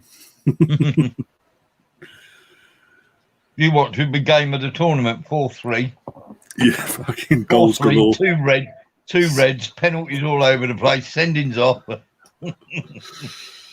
Fucking hell. Brawls, fights, you name it. Yeah. Oh, Switzerland. Coach sent to the stand, 4-3, 3 penalties. The last minute 35-yarder screamed into the top corner. Not. Almost 2-0. Ward got fingertips, I think. He got fingertips to that. Let's keep it out, I think. Apparently not, but it looks like he got fingertips to it. Like Brush's glove. Good stuff. Sub number 6 for Switzerland's going off for Shaqiri. Going on for Shaqiri, sorry. Uh-oh. That means they're happy to hold on to what they've got. Taking a lesser... Putting on a less attacking plan. Yeah,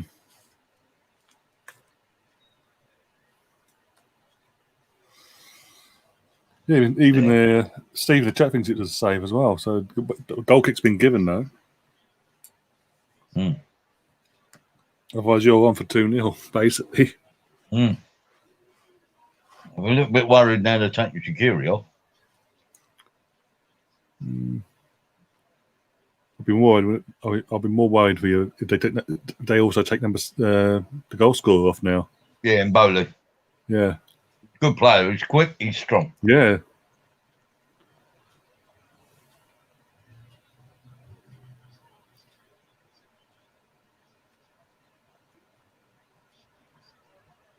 Imagine spending all that money to get a Baku to watch the team play like this.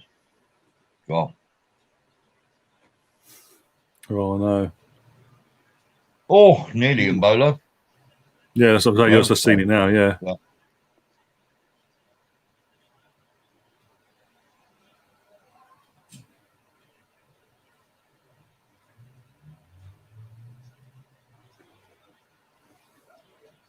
Yeah, it looked like he touched it, but can't be absolutely certain. If in doubt, you go goal kick. As a referee, you can understand that.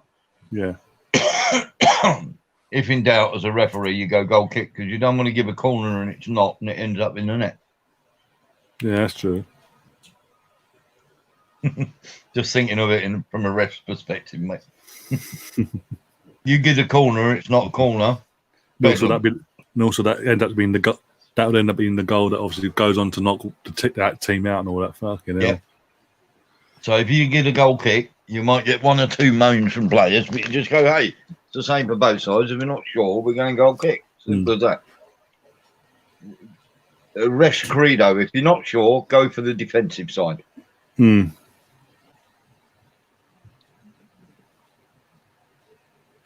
Denmark will probably win that Finland game as well because obviously the players we know about, like Kasper Schmeichel and all that.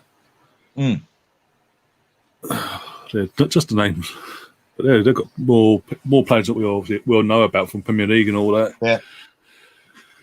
So I think that'd be goals wise probably like a 2-3-0 probably. I don't see Finland. I know Finland got Pukki, but that's come on. Let's be honest, they're no Iceland. Yeah. Full due respect. That's a free kick, ref. Come on.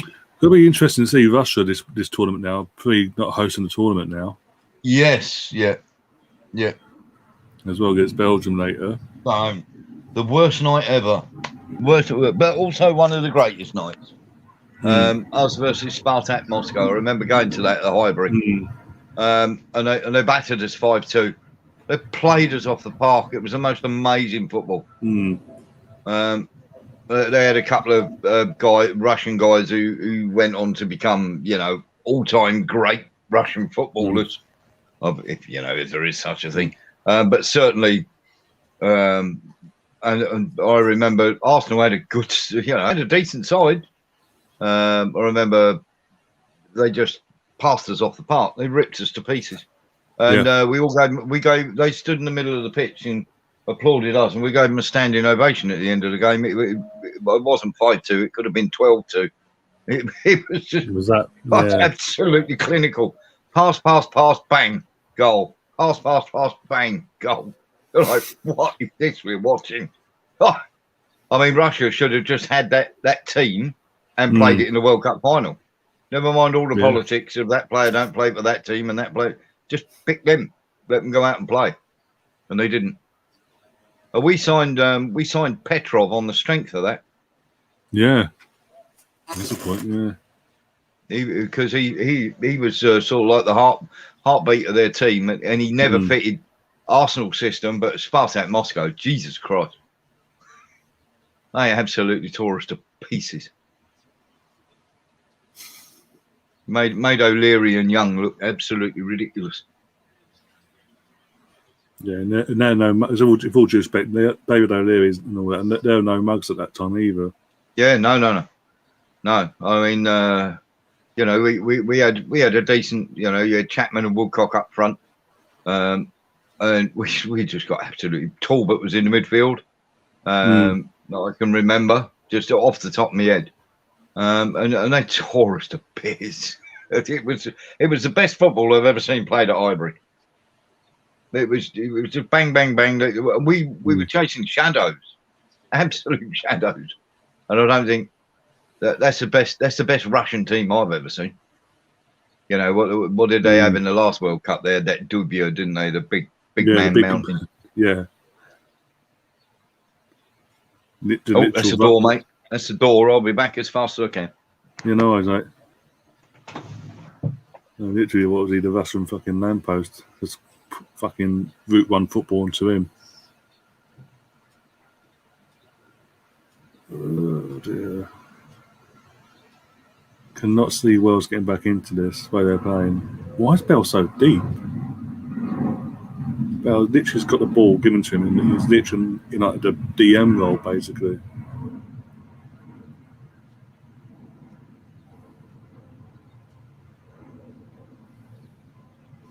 Also, guys, do smash that like button. Do share the content around as well. Try and get these numbers up as well.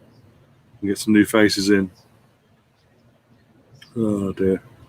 Share it on literally your WhatsApp groups, Facebook, Twitter, Discord, Instagram, you name it. Just share the hell out of it. To anyone you know would be interested in all this. Have a bit of a laugh, really. As we always do. We've got 18 minutes to go. That's injury time.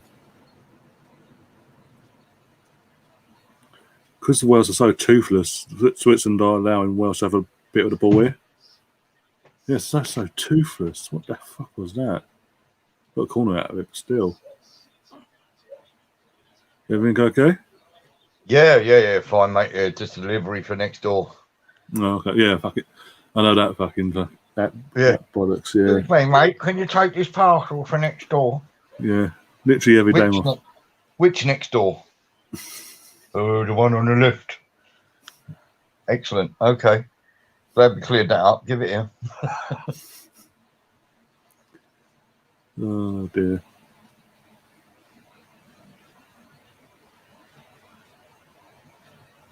Just signed it. 1-1. Keith and Morse scored. Oh no, I've done my money. I've done my money. I know, yeah, but I want a steward's inquiry. Come on, VAR, help me out. They scored. Yay. Ryan's got his shirt out. I'm all Welsh. I've changed from being quarter Welsh. I'm now 75% Welsh. Always knew they'd do it. Bless them.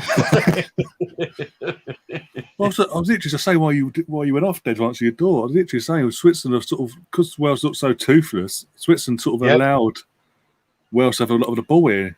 Yeah. And now they've said they got a corner, have gone and got a goal from it. And now what have they done? What have they done, which is, for me, the cardinal sin, and I was banging on about this about 10 minutes ago. Drop deep in Shaqiri off. Yeah. They took Shaqiri off. So now what you got? What you got as attacking threat, apart from Mbolo?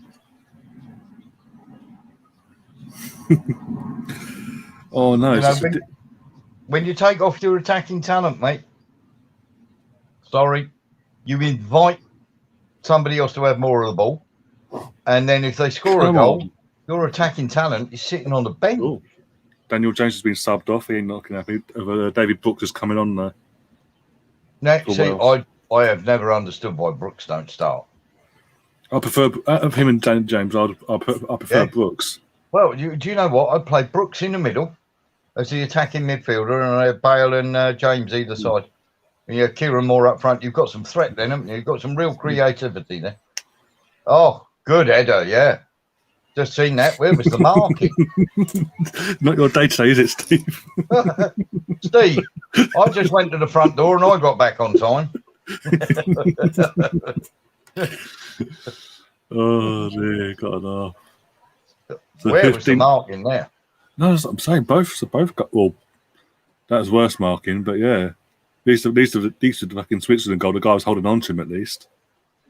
I bet they's opened his cut up again. Oh, the Swiss guy's gone to sleep there. Yeah. Swiss guy's absolutely gone to sleep. The guy who's marking him just left him. Yeah. They're shocking defending. All the space in the world. That's what I'm saying. That's what I'm saying. At least with the opening goal again, the Switzerland's goal, at least the guy was holding on to him at least. I think it was a substitute as well. The one who come on for for Shaqiri. For Shaqiri. Oh dear. There'll be an inquest at that. Guess who's not getting on in the next game? Mark, rubbing salt in the wound there. Talk about fast asleep. Rubbing salt in the wound there, Mark. You've rubbing salt in the wound. Yeah, no, it's you, Daniel. Get off. It has, Greeny. Thanks for that. Thanks for reminding me, mate. You know what I mean? What's going to be worse now is if Switzerland go up the other end now and score. Yeah, I'll be digging out the Swiss number 6 for the rest of the tournament. Absolute clown. That's much use as a chocolate fire god. I've got a 3-speed walking stick that's better than you. Oh dear. Shocking. Sunroof on a snowplow springs to mind. Oh dear. Bungalow. Fuck all upstairs. Oh dear. Useless swift git.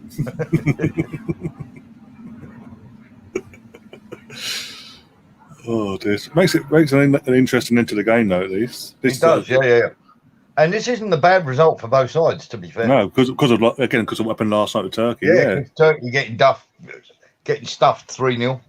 Pardon the pun. Stuffed, roasted, whatever way you want to look at it. How many more?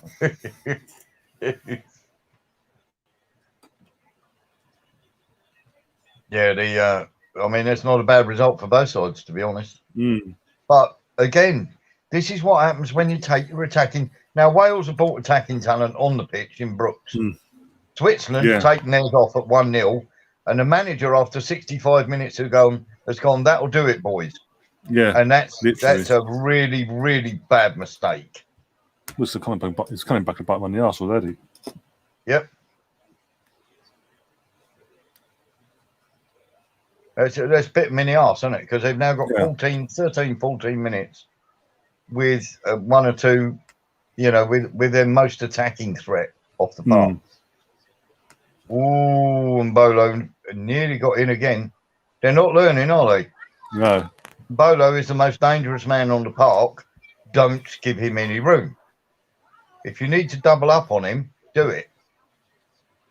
But do not give him any room. Oh, hello. What's going on there? Just running into each other.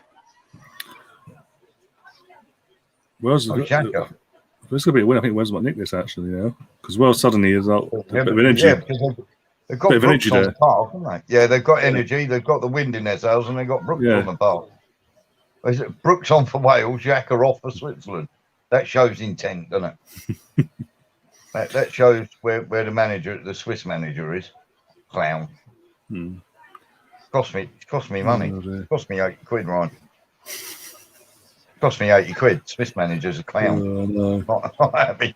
Oh, it was as well. Yeah.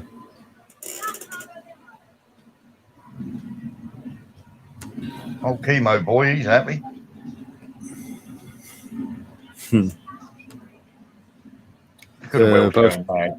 Mark's saying both teams will beat, like Switzerland and Wales will beat Turkey. Both go through more than likely. Yeah, especially coming back top 4 in that first place spot. Yeah. Oh, I tell you what, that Welsh guy in the crowd needs to shave under his armpits. That's not good. Jesus Christ! You make 40 army blankets out of that. That's some rugs he's got under his arms there.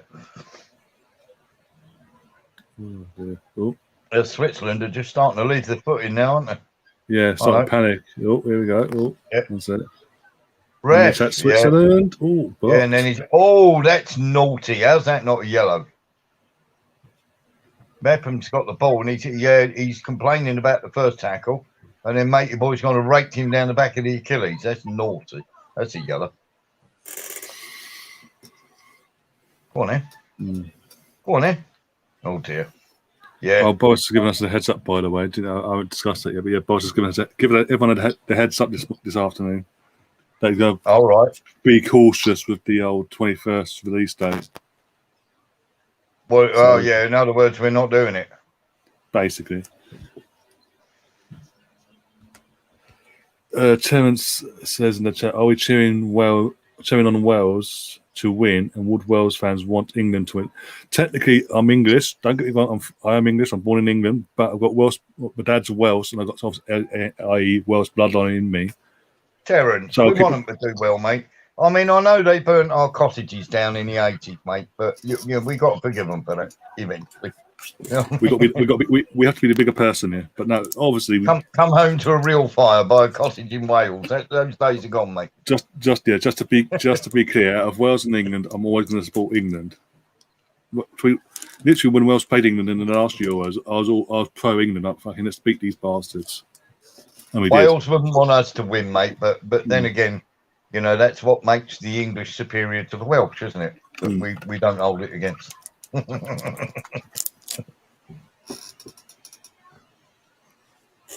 And we don't, we don't like to have.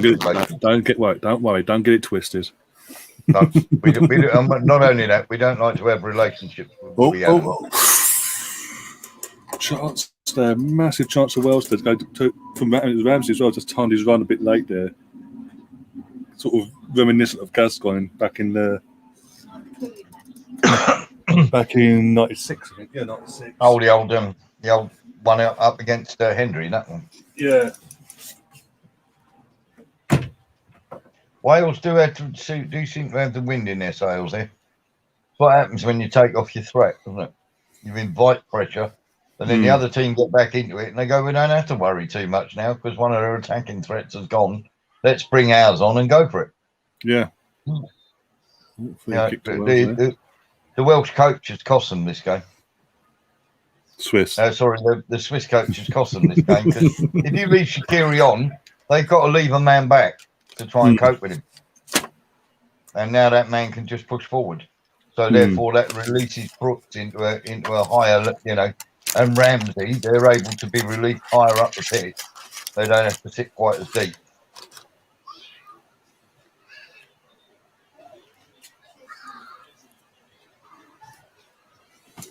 So right from the Roy Hodgson School of Coaching, that is, we get 1-0 up. That's a Southgate special as well. We're ahead. Remember when Hodgson did that with England when we were playing Iceland? And he took the forward off. And then Iceland went, okay, they're not playing with 2 forwards up top.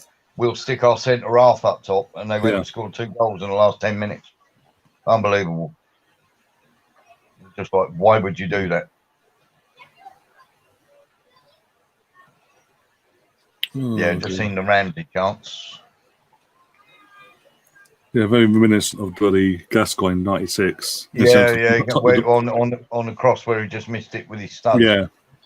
Only Ramsey's about another yard behind, wasn't he? Yeah. But, very, very along those lines. Always say if Gascoigne was that offside? It could be a goal for Switzerland here, but it might be offside. Oh, no way. Yeah. Oh, that's another shirt tug. What is the number? I don't know what to do because there may be an offside. It looks offside from the angle. Again, the TV angle I'm looking at, it looks offside, but I'm not sure. Need to have a look. How many times are Wales going to change shirts with the Swiss before they? He's off. He's off. He's got to be off. Oh, you'll see it about a minute or so. You'll see. He's literally ahead of everyone as the ball gets headed towards his direction. He even looks to make sure. They've got. I'm hoping there's VAR in this. So I can't change. I'm not going to change the scoreboard yet until I know. Yeah. I'll have a look in a sec, mate. VAR check. Yeah, they're checking it. But it looks like, again from what I've seen in the replay, the first replay I've seen, is offside. But again, it ain't Premier League, so I don't know. Yeah, I'm too used to Premier League. I'll give you a first view look at it. Because normally your instinct as a referee, if it looks just off, it's normally on. I know, but he did look a lot offside. I'm just saying, but with VAR, I don't know nothing anymore. Yes. Oh. Has it been given or not? No goal. Been taken off offside. Oh, he's off. He's clear off. Yeah, that's what I'm saying. I've just seen the goal. The goal's just gone in the net. I'm already blowing it.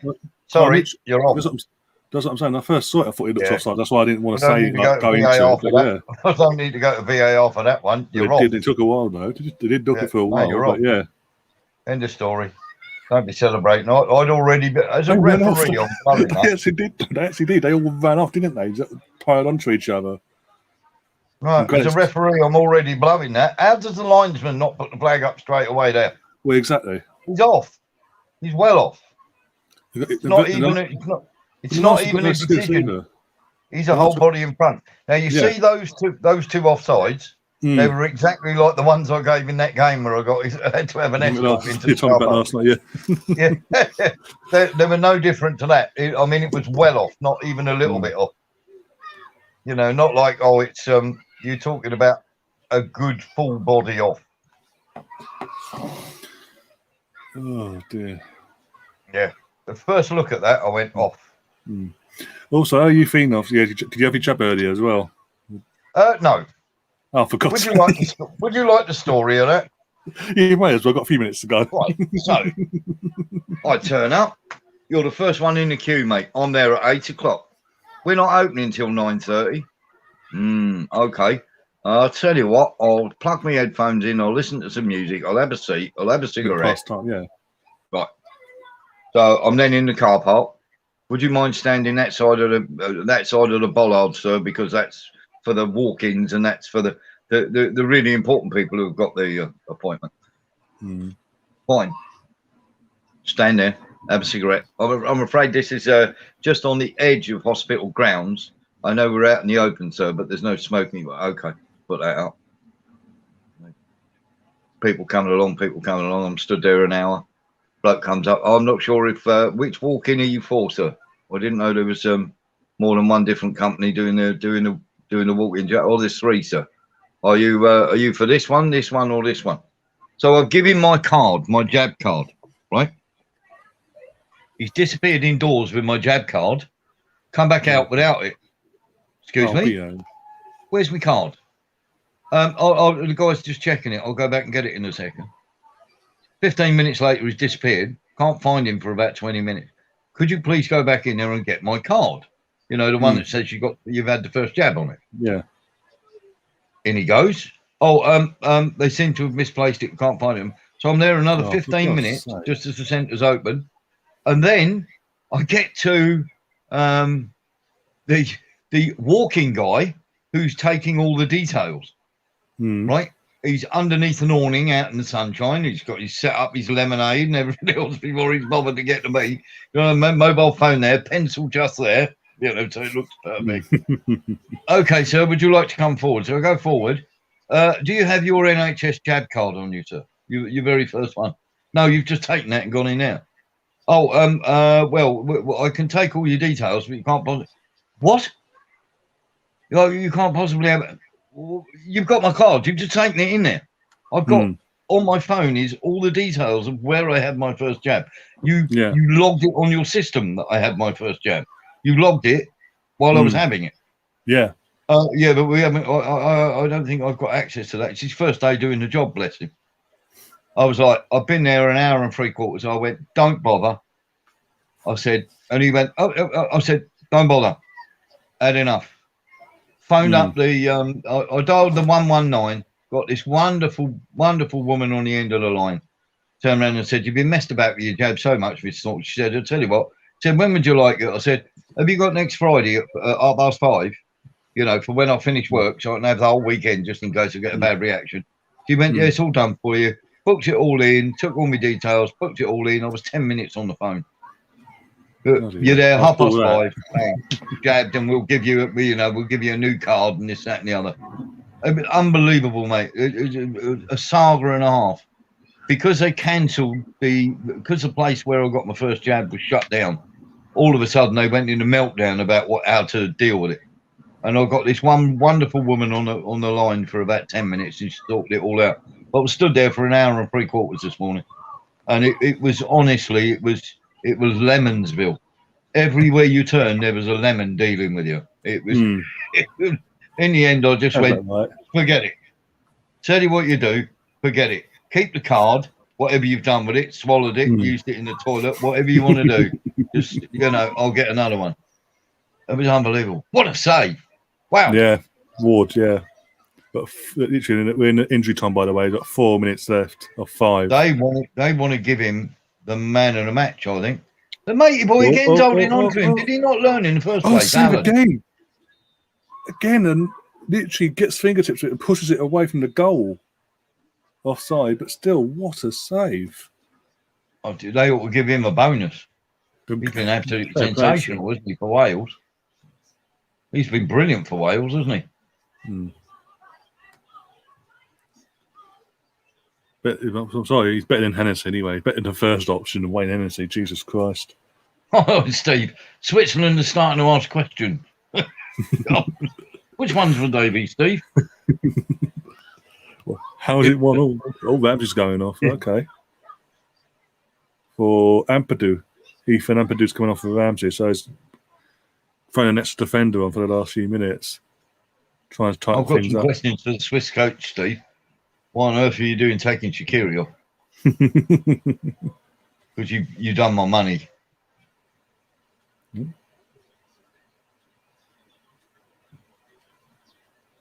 Should know never trust the Swiss. They speak our French. Should never trust Switzerland anyway. Got it Xhaka as their captain. I thought they'd have too much for Wales, to be honest, and they did in the first half. But ever since they took Shaqiri off, it changed the game, didn't it? So anybody with half a bit of brains there is going to go, okay, well, I think we'll be changing. We'll be changing manager for the end of this tournament. Terence is asking, who does Ward play for? Ward plays for Leicester City. He's their backup to Casper. Oh, what a save that is! Even though it was offside, he still had to put. He didn't know that. Yeah, he doesn't know that at the time, does he? That's a brilliant save. So it's doing the attack again. Corner. Yeah. No, I'm sorry, I'm going to upset people. But why would we asking this question from Switzerland? Where the hell was this 10 minutes ago? Yeah.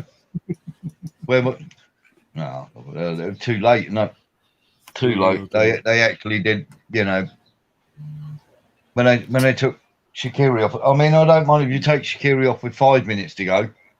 I do balk at the idea that you take him off with 25 to go. Ethan Ampadu. Yeah, for Ramsey. Yeah, for Ramsey. Yeah. So he's got. Why was he not starting? I think it's more of a tactic, isn't it? I think he's a better defender, than some of the ones they've got. Might be a fitness thing or something. I don't know. Well, he's certainly better in the air than mate who keeps marking. Because all he wants to do is cuddle him. Yeah, I mean, exactly. Two chances, matey boys had. He scored from one of them, the other one the keeper's made a marvellous save. But both times the guy marking him has been cuddling him. Yeah. Oh, also, Terence in the chat, if you're still there, mate, if you haven't subscribed already, do subscribe because we will be back later for the next game, Denmark v Finland, and then after that, Belgium v Russia. Is it Belgium Russia on ITV? I believe so. I'll double check in a sec. I'll have to get that on YouTube then because I don't have ITV on my telephone. Let's have a look. I don't have terrestrial TV on my telly. Have a look. I'll either do BBC iPlayer or YouTube. I'll have a look now. Just having a look quickly.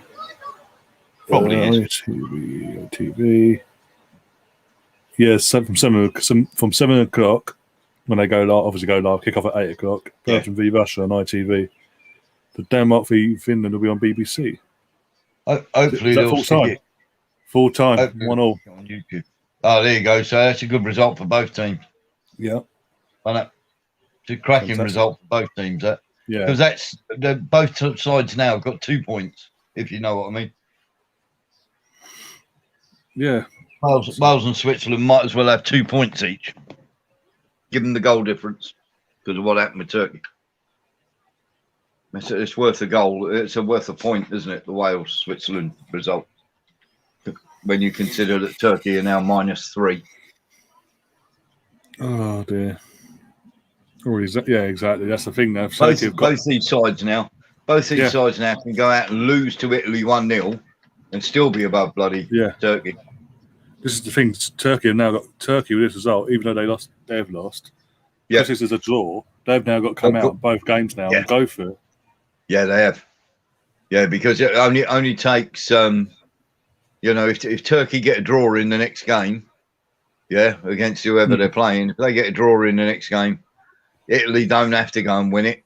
But if Italy do, Italy in their last game might put out, if they win the first 2 games, they might put out a substandard side to give everybody a game in the last one. If it ends up with you've got a situation where Italy are on 6 points and then you've got 3 teams on 2 points or whatever, Italy could put out a rubbish team, not a rubbish team, but a second string team to give everybody a game, knowing that they've already qualified in first place, which then means that, the 2 teams that aren't playing Italy in the last game are sweating cobs, aren't they? It's just a tad, yeah. But with that, I'm going to wrap things up now. Obviously, go get the thumbnail ready for the next What's On in an hour's time at kick. So I'll be back in literally 40-odd minutes, guys. One of you around for that? Yeah, I'm around, mate. Yeah, I'll come and chat absolute crap to everybody. I'll try and get over the fact that Switzerland just cost me. Terence is a Wolves fan. He says, "I've also squad nice Arsenal side Neves." Nice to see you. Nice to see you, Terence, and I hope we see you for the second game, mate. Hopefully, we've got our Scandinavian correspondent Sam Greenwood on for that one. I'll reach out to him and make sure. See if I'll send him a link as well. Reach out to Sam because we need his Scandinavian input. And just before we go, Alpha says as well, what performance for Ward, especially saved Wales and RTO massively. Alpha Eagle, whoever you may be, you're absolutely right. Ward's performance there, they need to double his money, I think. Yeah. So, as I said, we're back about 45 minutes just before kick-off of the next game. Denmark v Finland. Denmark will probably win that, but it depends really. But we're sure on paper because the players have got what we know about. But we'll never see. Know, mate. Yeah. We never know. Pookie might turn up and have a party. Yeah. For Finland. We'll have a Pookie party. Stop it. And then we'll be back at 8 o'clock again, and just before 8 o'clock, obviously about quarter to 8 for the Belgium-Russia game. Belgium, that'd be a good game. I think that's going to be. Yeah, as I said earlier, it'd be interesting to see where Russia are now, since obviously pre-World Cup and all that, where their squad's at. But yeah, hope you enjoyed this. If you haven't already, do smash the like button, do share it around, and do subscribe. But again, you know you're a Wolves fan, but don't wait all summer to subscribe. If Arsenal, we're waiting until the literally deadline day. Otherwise, Jesus Christ. Yeah. But as always, and thanks to everybody in the chat. Yeah, absolutely. Thank you a lot, especially Steve, Mark, and all that have come in and kept the chat going and kept us all sane.